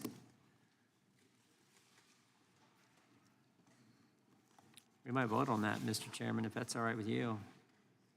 Is there further discussion on the amendment? Further discussion on the amendment? Seeing none. Question occurs on the amendment from the gentlelady from Texas. All those in favor say aye. Aye. All those opposed, no. No. I do think the noes have it. Gentlemen's asked for roll call vote. Clerk will call the roll. Mr. Jordan? Nope. Mr. Jordan votes no. Mr. Isa votes no. Mr. Buck? Mr. Gates? Mr. Biggs? Mr. McClintock? Mr. McClintock votes no. Mr. Tiffany? Mr. Massey? Mr. Roy? Mr. Bishop? Ms. Sparts? Mr. Fitzgerald? Mr. Bentz? Mr. Klein? Mr. Klein votes no. Mr. Armstrong? Mr. Gooden? Mr. Gooden votes no. Mr. Van Drew? Mr. Van Drew votes no. Mr. Nels? Mr. Moore? Mr. Moore votes no. Mr. Kiley? Ms. Hageman? Mr. Moran? Ms. Lee? Mr. Hunt? Mr. Fry? Mr. Nadler? Mr. Nadler votes aye. Ms. Lofgren? Ms. Jackson-Lee? Mr. Cohen? Mr. Johnson? Mr. Schiff? Mr. Swalwell? Mr. Liu? Ms. Jayapal? Ms. Jayapal votes aye. Mr. Correa? Ms. Scanlon? Ms. Scanlon votes aye. Mr. Neguse? Ms. McBath? Ms. Dean? Ms. Escobar? Ms. Ross? Ms. Bush? Mr. Ivy? Mr. Ivy votes aye. Ms. Ballant? Ms. Ballant votes aye. Ms. Jackson-Lee? Ms. Jackson-Lee, you're not recorded. Ms. Jackson-Lee votes aye.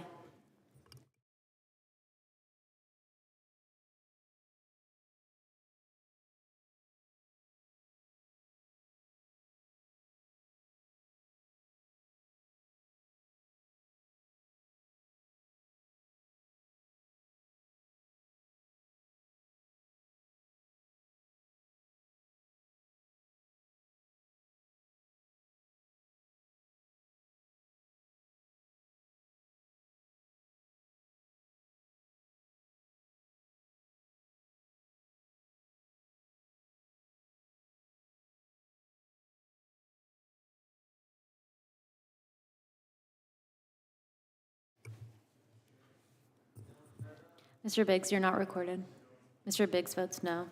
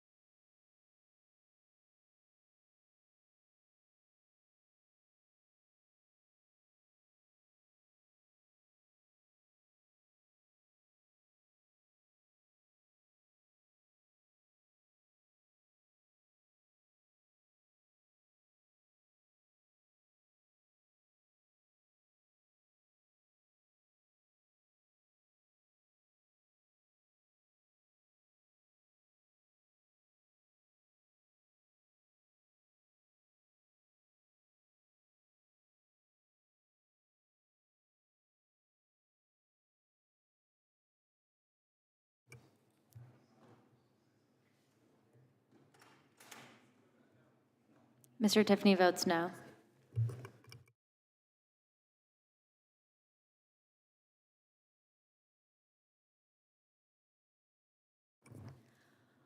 Ms. Jackson Lee, you are recorded as yes.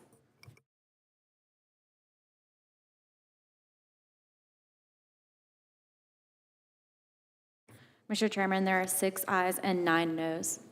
The amendment is not adopted. Question occurs on the amendment in the nature of a substitute. All those in favor say aye. Aye. Those opposed, no. No. Opinion of the chair, the ayes have it. Roll call. Roll. Oh, there's the NS? It's A&S. Let me just get to the.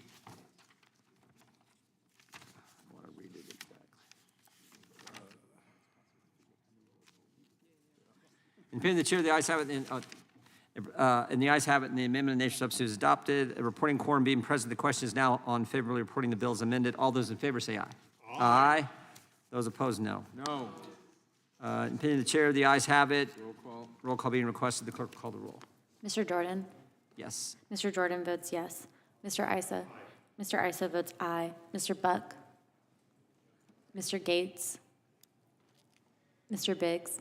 Mr. Biggs votes aye. Mr. McClintock? Mr. McClintock votes aye. Mr. Tiffany? Mr. Tiffany votes aye. Mr. Massey? Mr. Massey votes aye. Mr. Roy? Mr. Bishop? Ms. Sparts?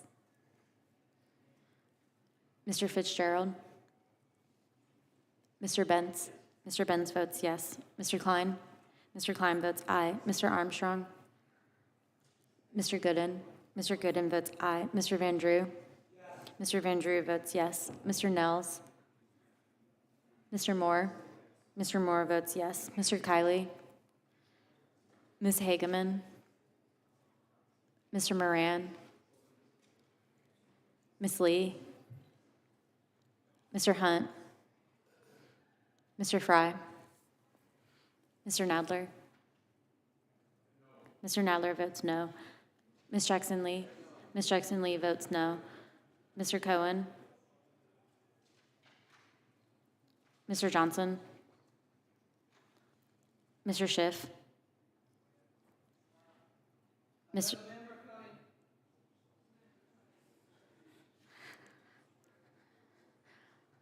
Mr. Swalwell?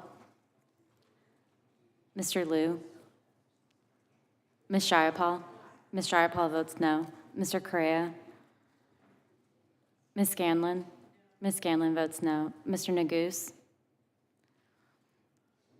Mr. Neguse votes no. Ms. Macbeth? Ms. Dean? Ms. Escobar? Ms. Ross? Ms. Bush? Mr. Ivy? Mr. Ivy votes no. Ms. Ballant? Ms. Ballant votes no.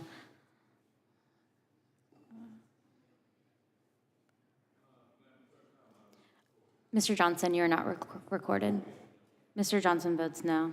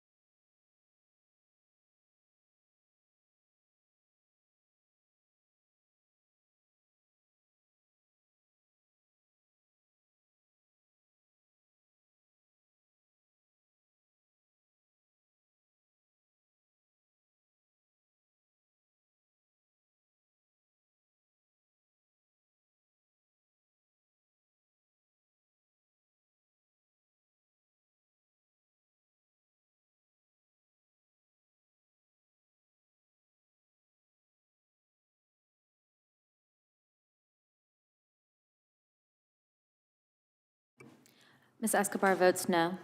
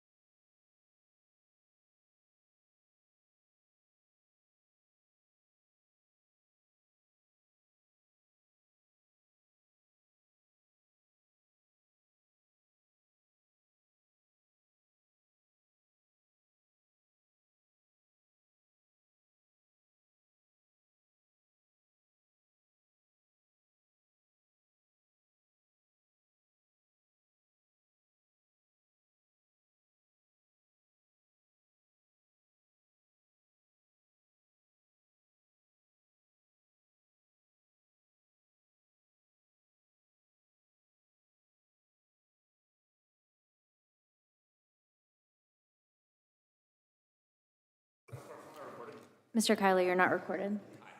Mr. Kiley votes aye.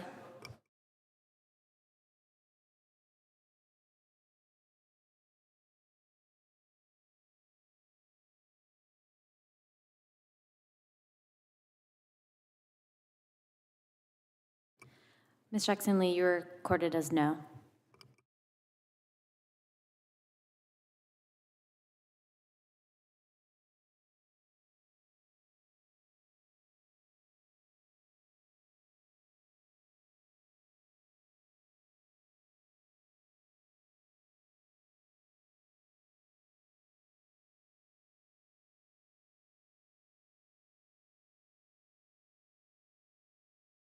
Ms. Dean, you're not recorded.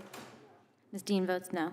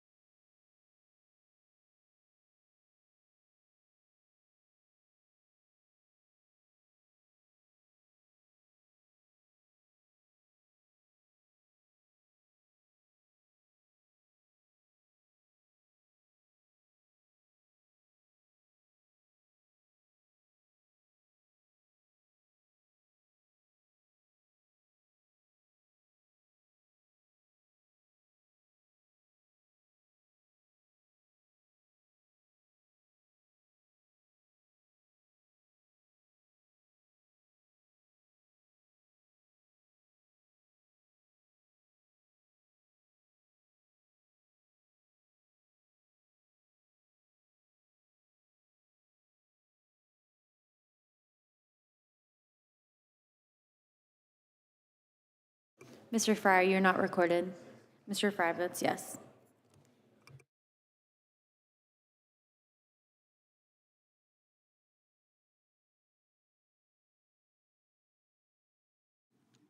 The clerk will report. Mr. Chairman, there are 13 ayes and 10 noes. Over here. The ayes have it. The bill is ordered to be reported favorably to the House. Members will have 2 days to submit views. Without objection, the bill will be reported as a single amendment in the nature of a substitute incorporating all adopted amendments, and staff is authorized to make technical and conforming changes. Pursuant to notice, I call up H.R. 7343, the Detain and Deport Illegal Aliens Who Assault Cops Act, for purposes of markup, and move that the committee report it favorably to the House. The clerk will report the bill.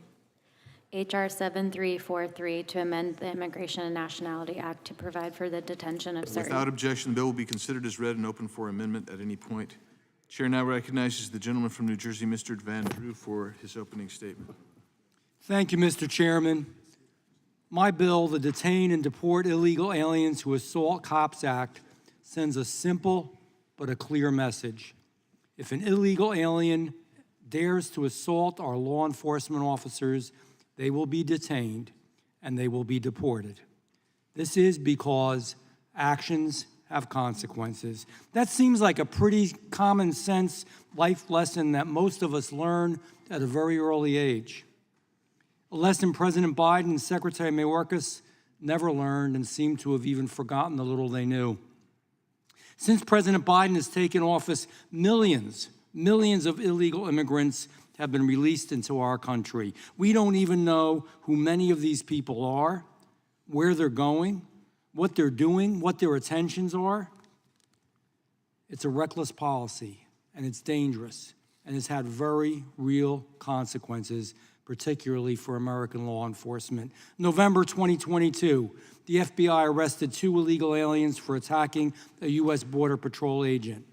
March 2023, another illegal alien violently assaulted a U.S. Border Patrol agent while being taken into custody, injuring the agent's face and the agent's arms.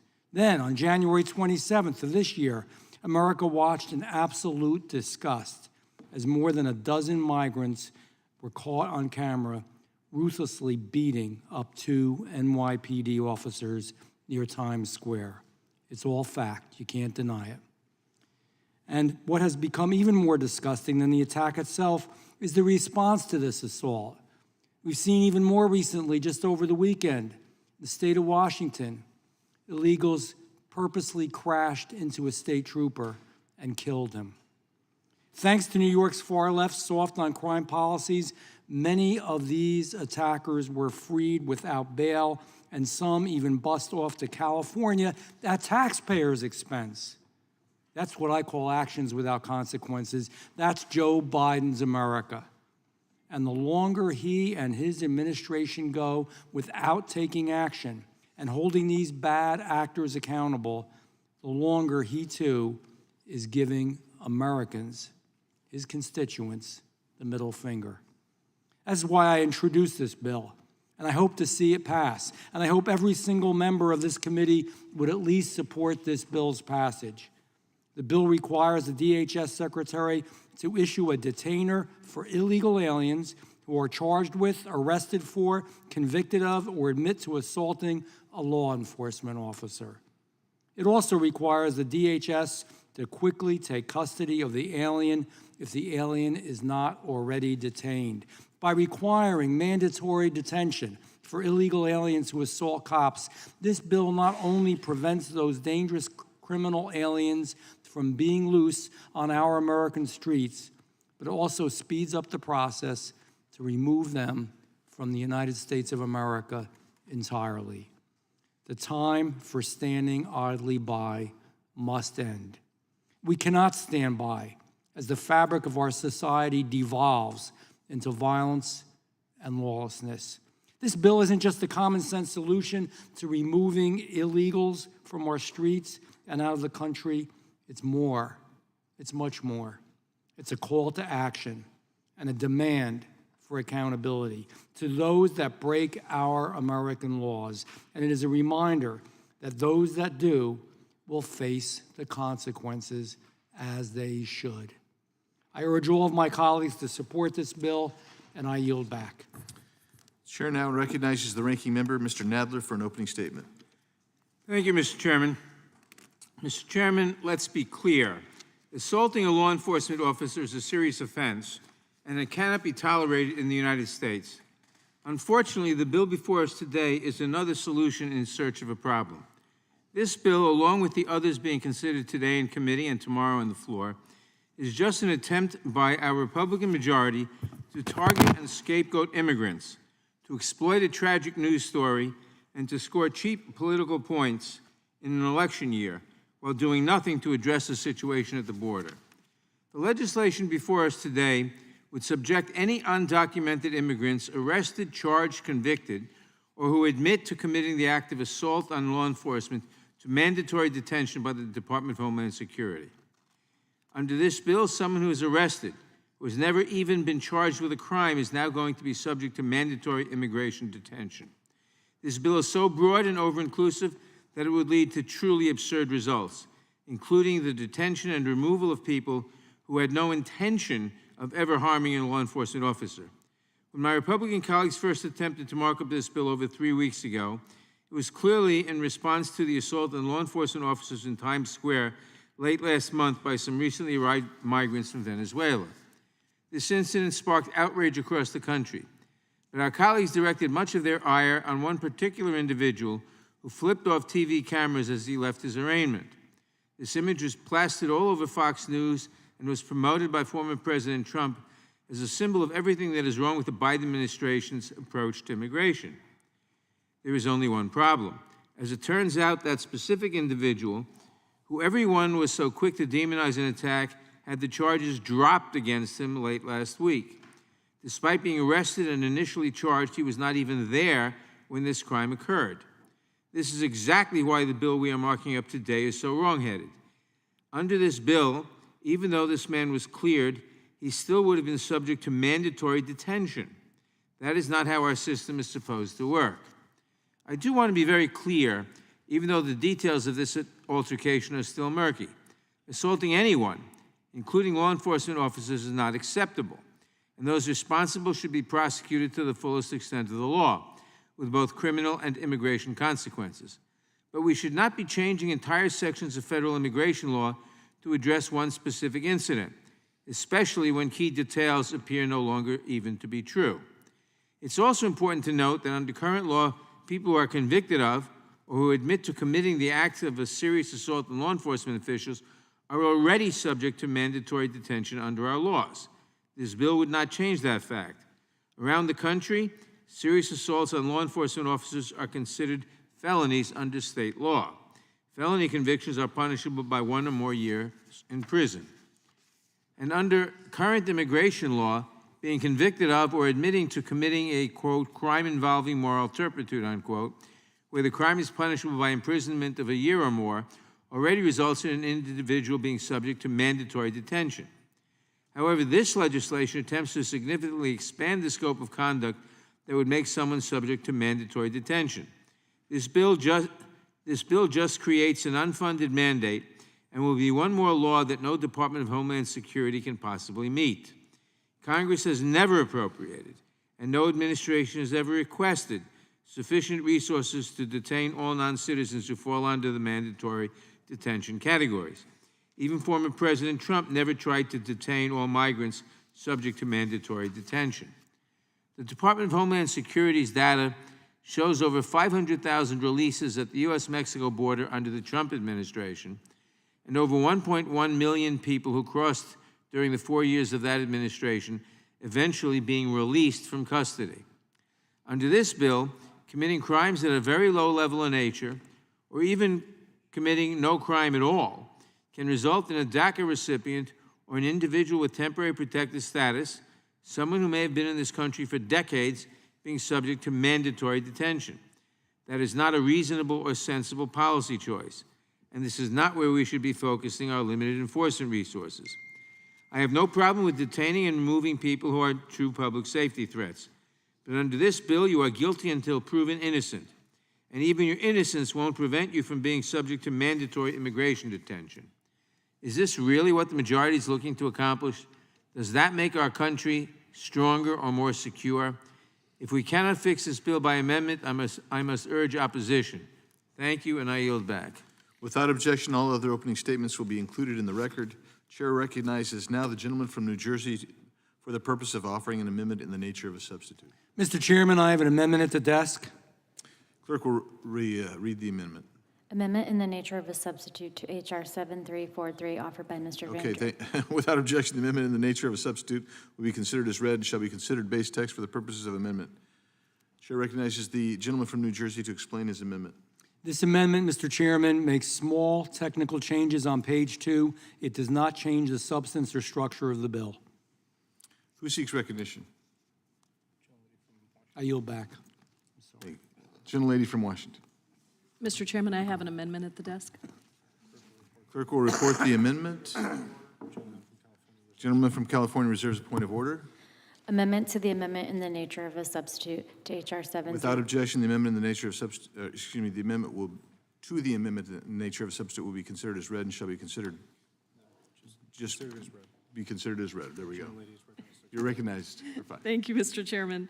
Unfortunately, today appears to be more of the same. You know we're in an election year because the majority rolls out bill after bill that attempts to scapegoat immigrants, attempts to score cheap political points on bills that are going nowhere in the Senate, just like the bills that we marked up last month, or the assault on law enforcement bill that passed 9 months ago for Police Week 2023. Today's bill is no different. Another bill that is going nowhere fast, which will do nothing to actually fix the broken immigration system.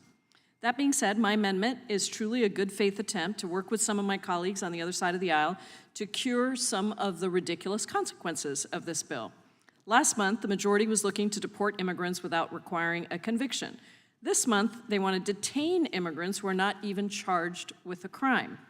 As the ranking member discussed in his opening statement, the entire impetus for this bill was an incident in New York City where a large group of immigrants were arrested and charged, some of them wrongfully.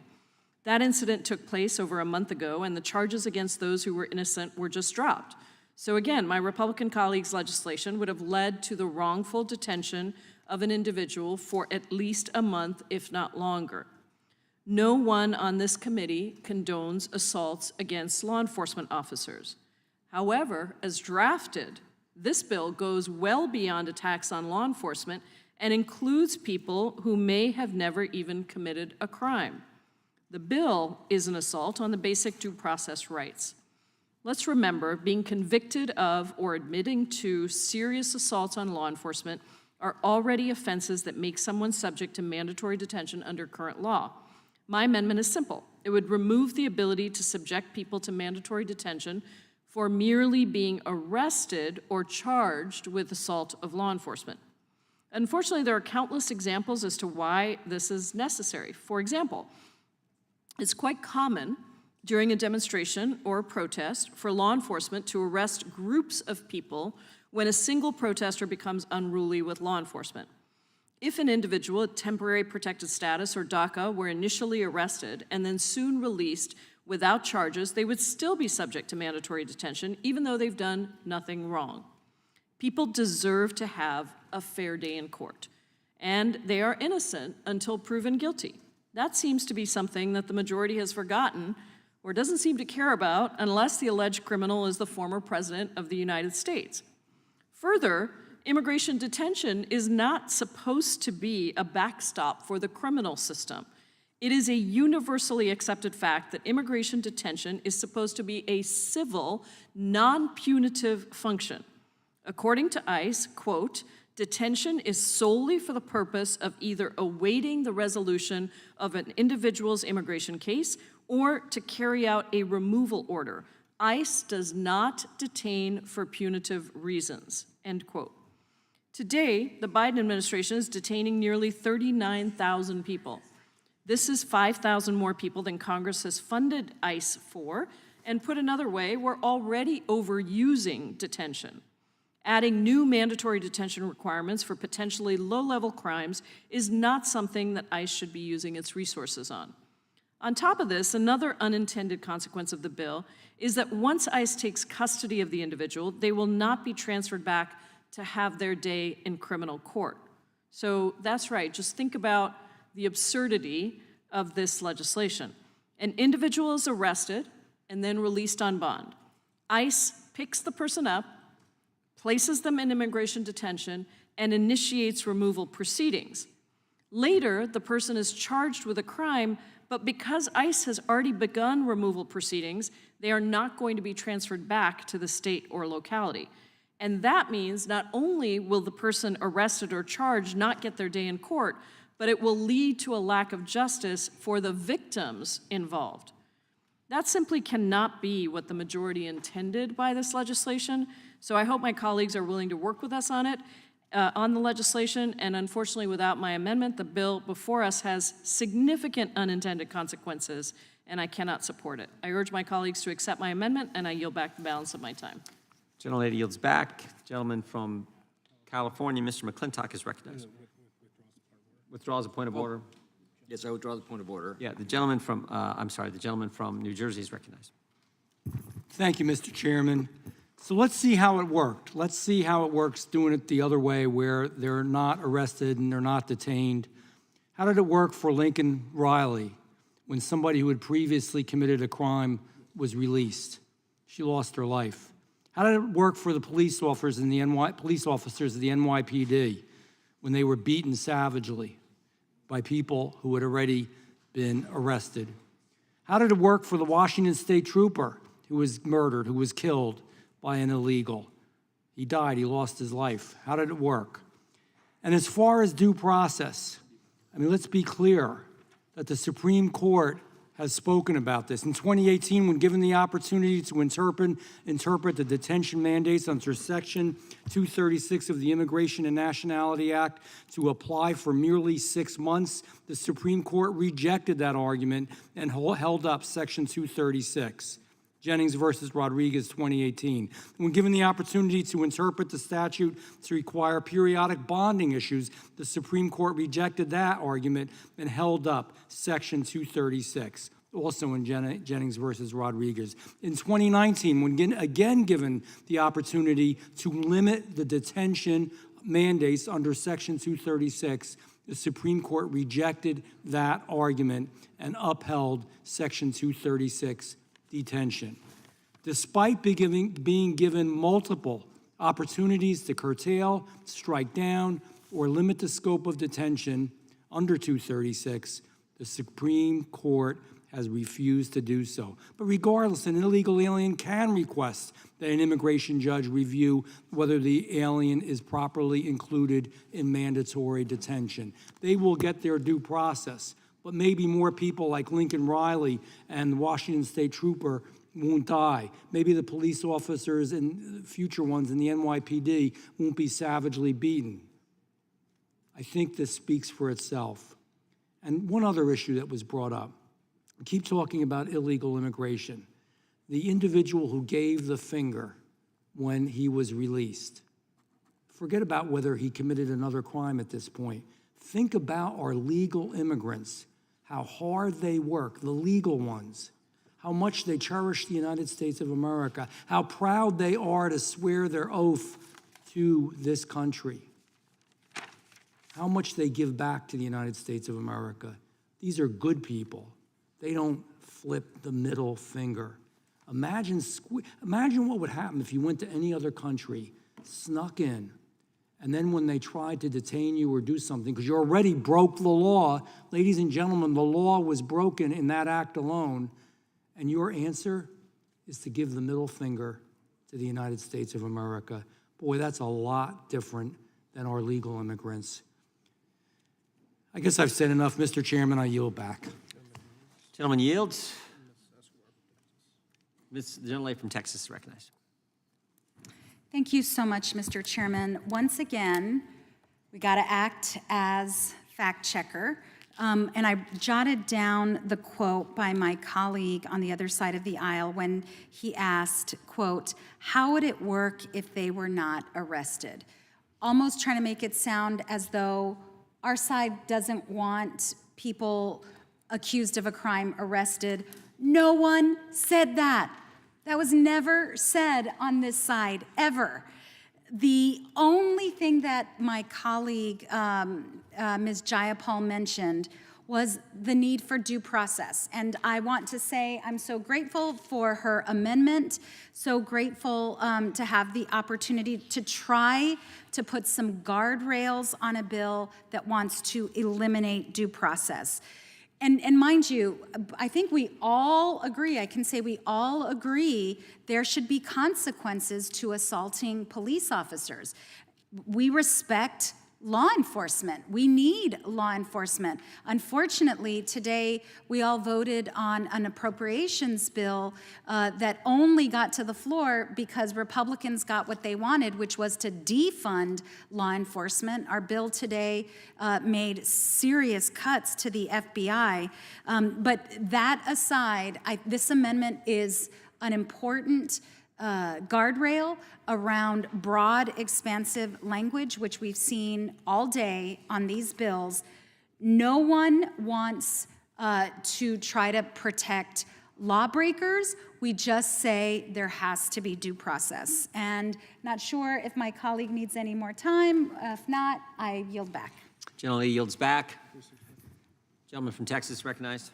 I would just interject real quick to just say, to clarify for the record for both colleagues on both sides of the aisle, that first of all, the CGS outlays go up. The actual outlays go up. This budget authority nonsense that we talk about in this town that obfuscates the truth. If you want to spend a lot of money, God bless you. Go to the American people, tell you want to spend a lot of money. But all my colleagues running around saying that they cut spending, we actually have an increase in the outlays. And this stuff about the FBI cuts, the 7% cut, it was almost entirely one building in Alabama, an earmark from Richard Shelby. Let's have an honest conversation about what's actually going on about the spending on law enforcement, but that's actually the truth. And that's what happens in this town. We sit around talking about funny money, but that's the truth about the actual spending. And the only other point that I would make, what we're talking about here, just to be clear for the average American watching at home, we're talking about individuals who come to our country and who are allowed into the United States, allowed to come to the border and make a claim. They make a claim under law saying, hey, I think I qualify for asylum, right? That's the theory. Or they come under some other color and they're paroled into the United States because of some blanket authority. We would argue and are arguing that it is a massive expansion of the authority that's supposed to be a case-by-case basis, and that those individuals who come here, released into the United States legitimately and illegitimately, 100% true that there's at least one of each of those categories. We think the illegitimate category is big. My colleagues on the other side of the aisle think the illegitimate category is small, but they have both of those categories. There's lots of people being released into the United States, but it is all under the theory that we're trying to help people. Hey, you might be running away from persecution for your religious or political beliefs, as our law says, you get a shot. Or we're paroling you in for some reason. Usually that's supposed to be that, hey, you're fighting cancer. We're gonna parole you into our country to be able to go get treatment. Not a mass parole in violation of case-by-case basis. Then layer on to that what we're talking about is, then they're here. Then they're accused of a crime. Right? And we're saying, well, we don't have a detainer on these individuals. And then suddenly they are accused of a crime. And we say, well, maybe these people should be detained at that point. We can have a debate about the specifics of that, but I just want everybody in the country to know the class of individuals that we're talking about. We're talking about people who come here and we're losing track of them. And we have ICE memos going out from this administration effectively saying, nah, don't worry about it. Don't worry about putting detainers on these individuals. Don't use your ICE authority to go make sure that there are people who need to be detained that are detained. So we can just speak on the same common terms and acknowledge we just have disagreements about some of those aspects about who's legitimate and illegitimate in terms of being in the United States. Then at least maybe we could speak to actually accomplish an objective. All we're trying to do in the legislation is say, gosh, maybe we should make sure that the default should be if you're here as a guest in our country and we're giving you a path to be here for some reason out of the benevolence of our collective hearts, maybe, just maybe, if we think you're up to no good, the default position ought to be that we have a detainer on you for ICE so that we can track you, know what you're doing, and make sure that you're not up to worse no good. I yield back. Gentleman yields back. Question, gentleman from California is recognized. I mean, Mr. Chairman, we've been over this ground time and again, but just to sum up, illegal aliens are already required to be detained. The Democrats simply refuse to do that. Illegal aliens are already required to be detained if they're charged with a variety of crimes, including those involving moral turpitude or drug-related offenses. This bill simply adds assault on a police officer to those existing grounds. In order to be arrested or charged, there's got to be probable cause to believe that the individual's committed a crime. The illegal immigrant can contest the detention before an immigration judge. They can have that order reversed if it's wrongly applied. Courts have consistently held that aliens are not accorded the legal rights of citizens. If they're guests in this country, they're required to behave accordingly. The reality is that the Democrats have deliberately admitted and released a population the size of the state of Missouri into our country over the last 3 years. And we know little or nothing about their backgrounds, and every day we see new reports of crimes committed by this population, not one of which should have happened, because not one of which should be at large on our streets. This week we're talking about Lake and Riley. Next week we'll be talking about another tragic incident, but it'll be the same tragic story. This question is ultimately in the hands of the American people. Elections have consequences. The 2020 elections had terrible consequences for innocent Americans across this country. We don't have to put up with this, but Congress can't fix it. The only way it can be fixed is by the American people at the ballot box. I yield back. Gentleman yields. Question occurs on the adoption of the amendment in the nature of a substitute. Oh, personal amendment, I'm sorry. Question. Mr. Chairman. Gentleman from Maryland is recognized. I yield to the gentlelady from Washington. Gentlelady from Washington. Thank you, Mr. Chairman. I just need to correct some facts. So the gentleman, my colleague, said that already it is true that if you're charged or arrested, that you are going to be detained mandatorily, but that is not accurate. Right now, any alien convicted of or who admits having committed acts which constitute the essential elements of a crime of moral turpitude, then you're subject to mandatory detention. So it's not accurate. I mean, what we're doing is we're expanding this to say it's not just that you are convicted, it is that even before you have had any kind of a process, you're going to be subject to mandatory detention. And here's the thing, like we have been talking about the fact that no administration has ever had the resources to mandatorily detain everybody. It's just not, it's not possible. And in fact, my Republican colleagues have consistently recently voted against providing more resources. It's not possible to mandatorily detain everyone, nor is it in our interest. I don't think we should start to say, it's a pretty slippery slope to say only these people are eligible for due process rights. And what we're saying here is that you don't even have to be convicted. That you could have gone through an entire, you could be going through an entirely wrongfully charged process and that you would still have to be mandatorily detained. So I think we just have to be clear about exactly what this is, and it's just important to just take a step back and remember that this bill makes it so that somebody who's arrested, never even charged with a crime, is now going to be subject to mandatory immigration detention, which, by the way, the taxpayers are paying for. So we're mandatorily detaining people and using taxpayer dollars for very expensive, by the way, so much of mandatory detention is done by private prison contractors. It's extremely expensive, and we want to mandatorily detain someone who hasn't even been charged? I mean, it just makes no sense. And so it's not, I think we just have to be accurate about what we're saying and not make it sound like this is already what is happening. No, right now, we require due process for people before they are mandatorily detained. And I think it's important that we're clear about that. This is a broad overreach, an expensive broad overreach that taxpayers are going to pay for, and it undermines due process right, fundamental due process rights. So who's next? Are we just going to decide that some people are eligible for due process rights and other people are not? I mean, isn't it appropriate that we would have people go through some sort of a process to make sure that they are actually charged and then convicted? I think the American people would be horrified by if they understood what this was, that it's not about trying to let people assault cops and get away with it. Of course not. Of course not.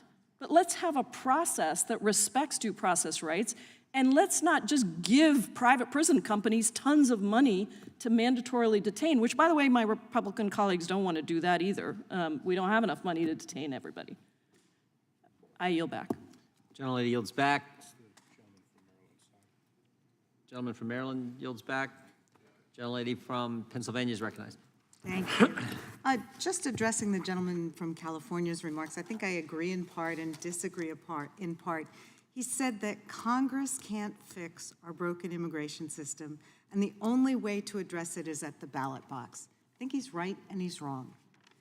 He's wrong because Congress could fix it if Congress would pass legislation. And in fact, our colleagues in the Senate spent 4 months putting together a bipartisan bill, which was then killed by the former president and the refusal of House Republicans to take it up. But he's correct that the only way to fix this is going to be at the ballot box until we vote out the fools who won't address this issue in a realistic, compromise way, working with the people who are here. Then we have to change who's here. I yield back. Gentlelady yields back. The question occurs on the amendment offered by the gentlelady from Washington. All those in favor say aye. Those opposed, no. No. Opinion of the chair, the noes have it. Roll call. Roll call being requested. The clerk will call the roll. Mr. Jordan? No. Mr. Jordan votes no. Mr. Issa? Mr. Buck? Mr. Gates? Mr. Biggs? Mr. Biggs votes no. Mr. McClintock? Mr. McClintock votes no. Mr. Tiffany? Mr. Massey? Mr. Massey votes no. Mr. Roy? Mr. Roy votes no. Mr. Bishop? Ms. Spartz? Mr. Fitzgerald? Mr. Bentz? Mr. Klein? Mr. Klein votes no. Mr. Armstrong? Mr. Gooden? Mr. Van Drew? No. Mr. Van Drew votes no. Mr. Nels? Mr. Moore? Mr. Moore votes no. Mr. Kiley? Mr. Kiley votes no. Ms. Hageman? Mr. Moran? Ms. Lee? Mr. Hunt? Mr. Fry?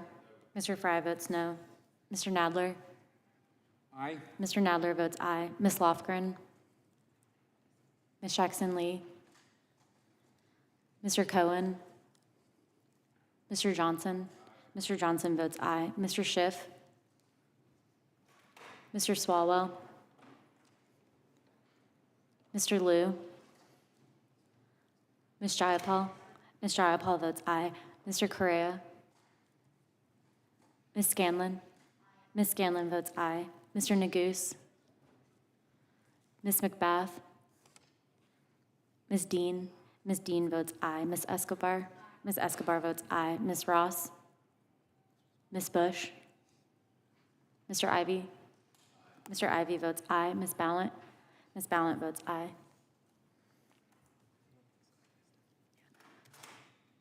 Mr. Tiffany votes no. Mr. Gooden votes no.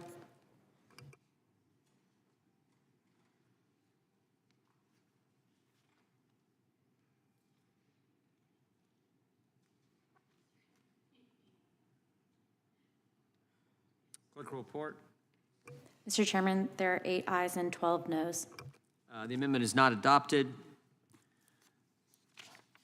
The question now occurs on the adoption of the amendment in the nature of a substitute. This will be followed immediately by a vote on reporting the legislation. All those in favor say aye. Aye. Those opposed, no.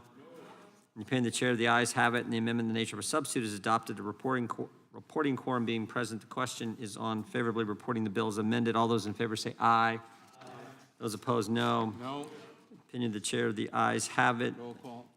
Roll call being requested. The clerk will call the roll on final passage. Mr. Jordan? Yes. Mr. Jordan votes yes. Mr. Isa? Mr. Buck? Mr. Gates? Mr. Biggs? Mr. Biggs votes aye. Mr. McClintock? Mr. McClintock votes aye. Mr. Tiffany? Mr. Tiffany votes aye. Mr. Massey? Mr. Massey votes aye. Mr. Roy? Mr. Roy votes aye. Mr. Bishop? Ms. Sparts? Mr. Fitzgerald? Mr. Benz? Mr. Klein? Mr. Klein votes aye. Mr. Armstrong? Mr. Gooden? Mr. Gooden votes aye. Mr. Van Drew? Mr. Van Drew votes yes. Mr. Nels? Mr. Moore? Mr. Moore votes yes. Mr. Kiley?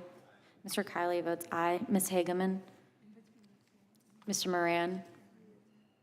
Ms. Lee? Mr. Hunt? Mr. Fry? Mr. Fry votes aye. Mr. Nadler? No. Mr. Nadler votes no. Ms. Lofgren? Ms. Jackson-Lee? Mr. Cohen? Mr. Johnson? Mr. Johnson votes no. Mr. Schiff? Mr. Swalwell? Mr. Liu? Ms. Jayapal? Ms. Jayapal votes no. Mr. Correa? Ms. Scanlon? Ms. Scanlon votes no. Mr. Neguse? Ms. McBath? Ms. Dean? Ms. Dean votes no. Ms. Escobar? Ms. Escobar votes no. Ms. Ross? Ms. Bush? Mr. Ivy? Mr. Ivy votes no. Ms. Ballant? Ms. Ballant votes no.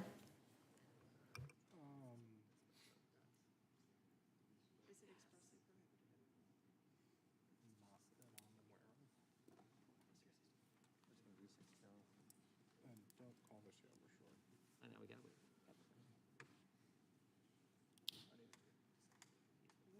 Three members.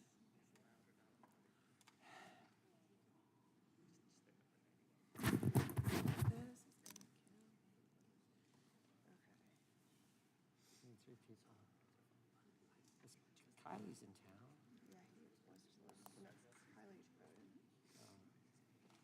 He's not in town. He's at the event already. He should be here, so we get Fitzgerald. Is he already at the event? No.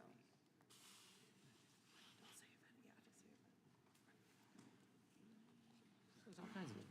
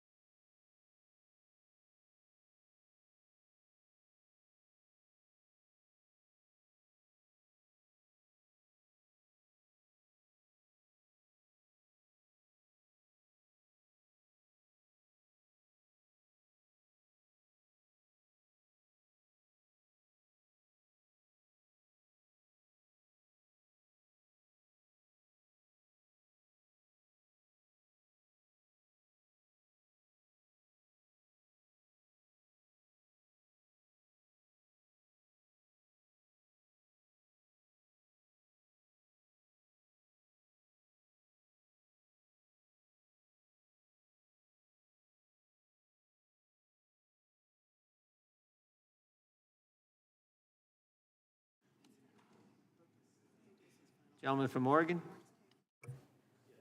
Mr. Benz votes yes.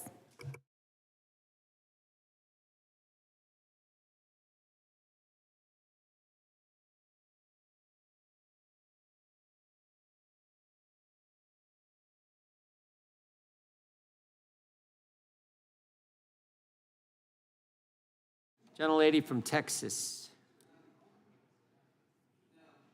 Ms. Jackson-Lee votes no.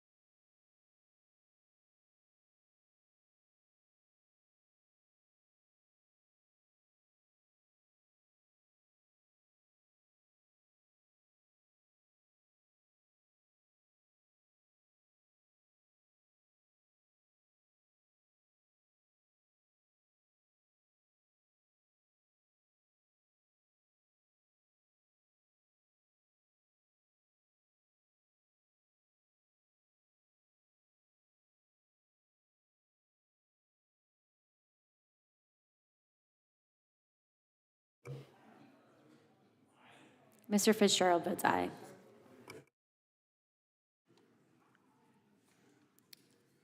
Clerk will report.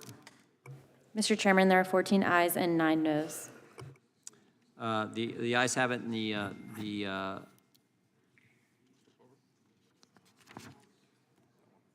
ayes have it, and the bill is ordered to be reported favorably to the House. Members will have 2 days to submit views. Without objection, the bill will be reported as a single amendment in the nature of a substitute incorporating all adopted amendments, and staff is authorized to make technical and conforming changes. Mr. Chairman, I'd like to strike the last word. Gentlelady from Texas is recognized. Mr. Chairman, we have had a series of initiatives on robbery. Now we have assault on a peace officer. And I just want to make it very clear, as you all attempt to, when I say that, my Republican friends, Mr. Chairman, attempt to divide us amongst these issues of our first responders, of which we hold in the highest esteem. I want it to be very clear that there's not one member on this side of the aisle, and I'll speak generically, that has any more affection, any less affection for law enforcement and assuring their safety in the course of their work. But I think it is too many got you bills that gives the impression that we are not full supporters of law enforcement. I hope that we'll find, I know Mr. Ivey and I have legislation that deals with the responsible interaction with police, and many others may have that as well. Let us have those bills on the floor, in committee for markup. Let us provide more resources for law enforcement to do their job. Let us provide dollars to local law enforcement who have a backlog of cases. I'd love to be able to work with my colleagues. I'm getting ready to introduce a bill because I'm seeing it firsthand in my local jurisdiction, that they want to get backlog cases to be unbacklogged, but they don't have the personnel, they don't have the equipment, they don't have the technology. Why can't we work on that as opposed to a bill that is going nowhere and emphasizes that there is something different between Republicans and Democrats in our affection for law enforcement? They're in our families, they're in our communities, and I want it to be loud and clear. Let it reach all the way to Houston, Texas, and wherever our members represent, that there isn't a divide. But we want to have responsible legislation, not use law enforcement in immigration gimmicks. And you realize that to not have due process or to not have the right of a conviction for you to be detained, no matter what the issue is, you know that's right. You know we're right by arrest and a charge, and you're going to be detained. And there are many other ways of dealing with a violent criminal, many other ways that can be dealt with. And the only thing that we're attempting to do is to be just and fair, not to be against law enforcement, just and fair. So I'm challenging colleagues to find legislation that is going to help local law enforcement do their job. It's going to help federal law enforcement do their job.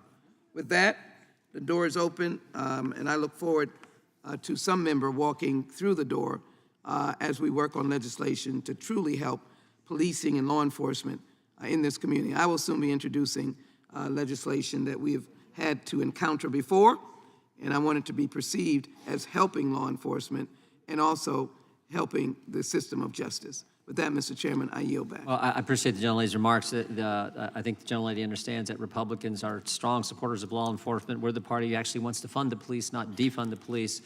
So I appreciate her remarks. This concludes the committee's business for, And we as well, Mr. for Chairman. this meeting. The meeting is adjourned.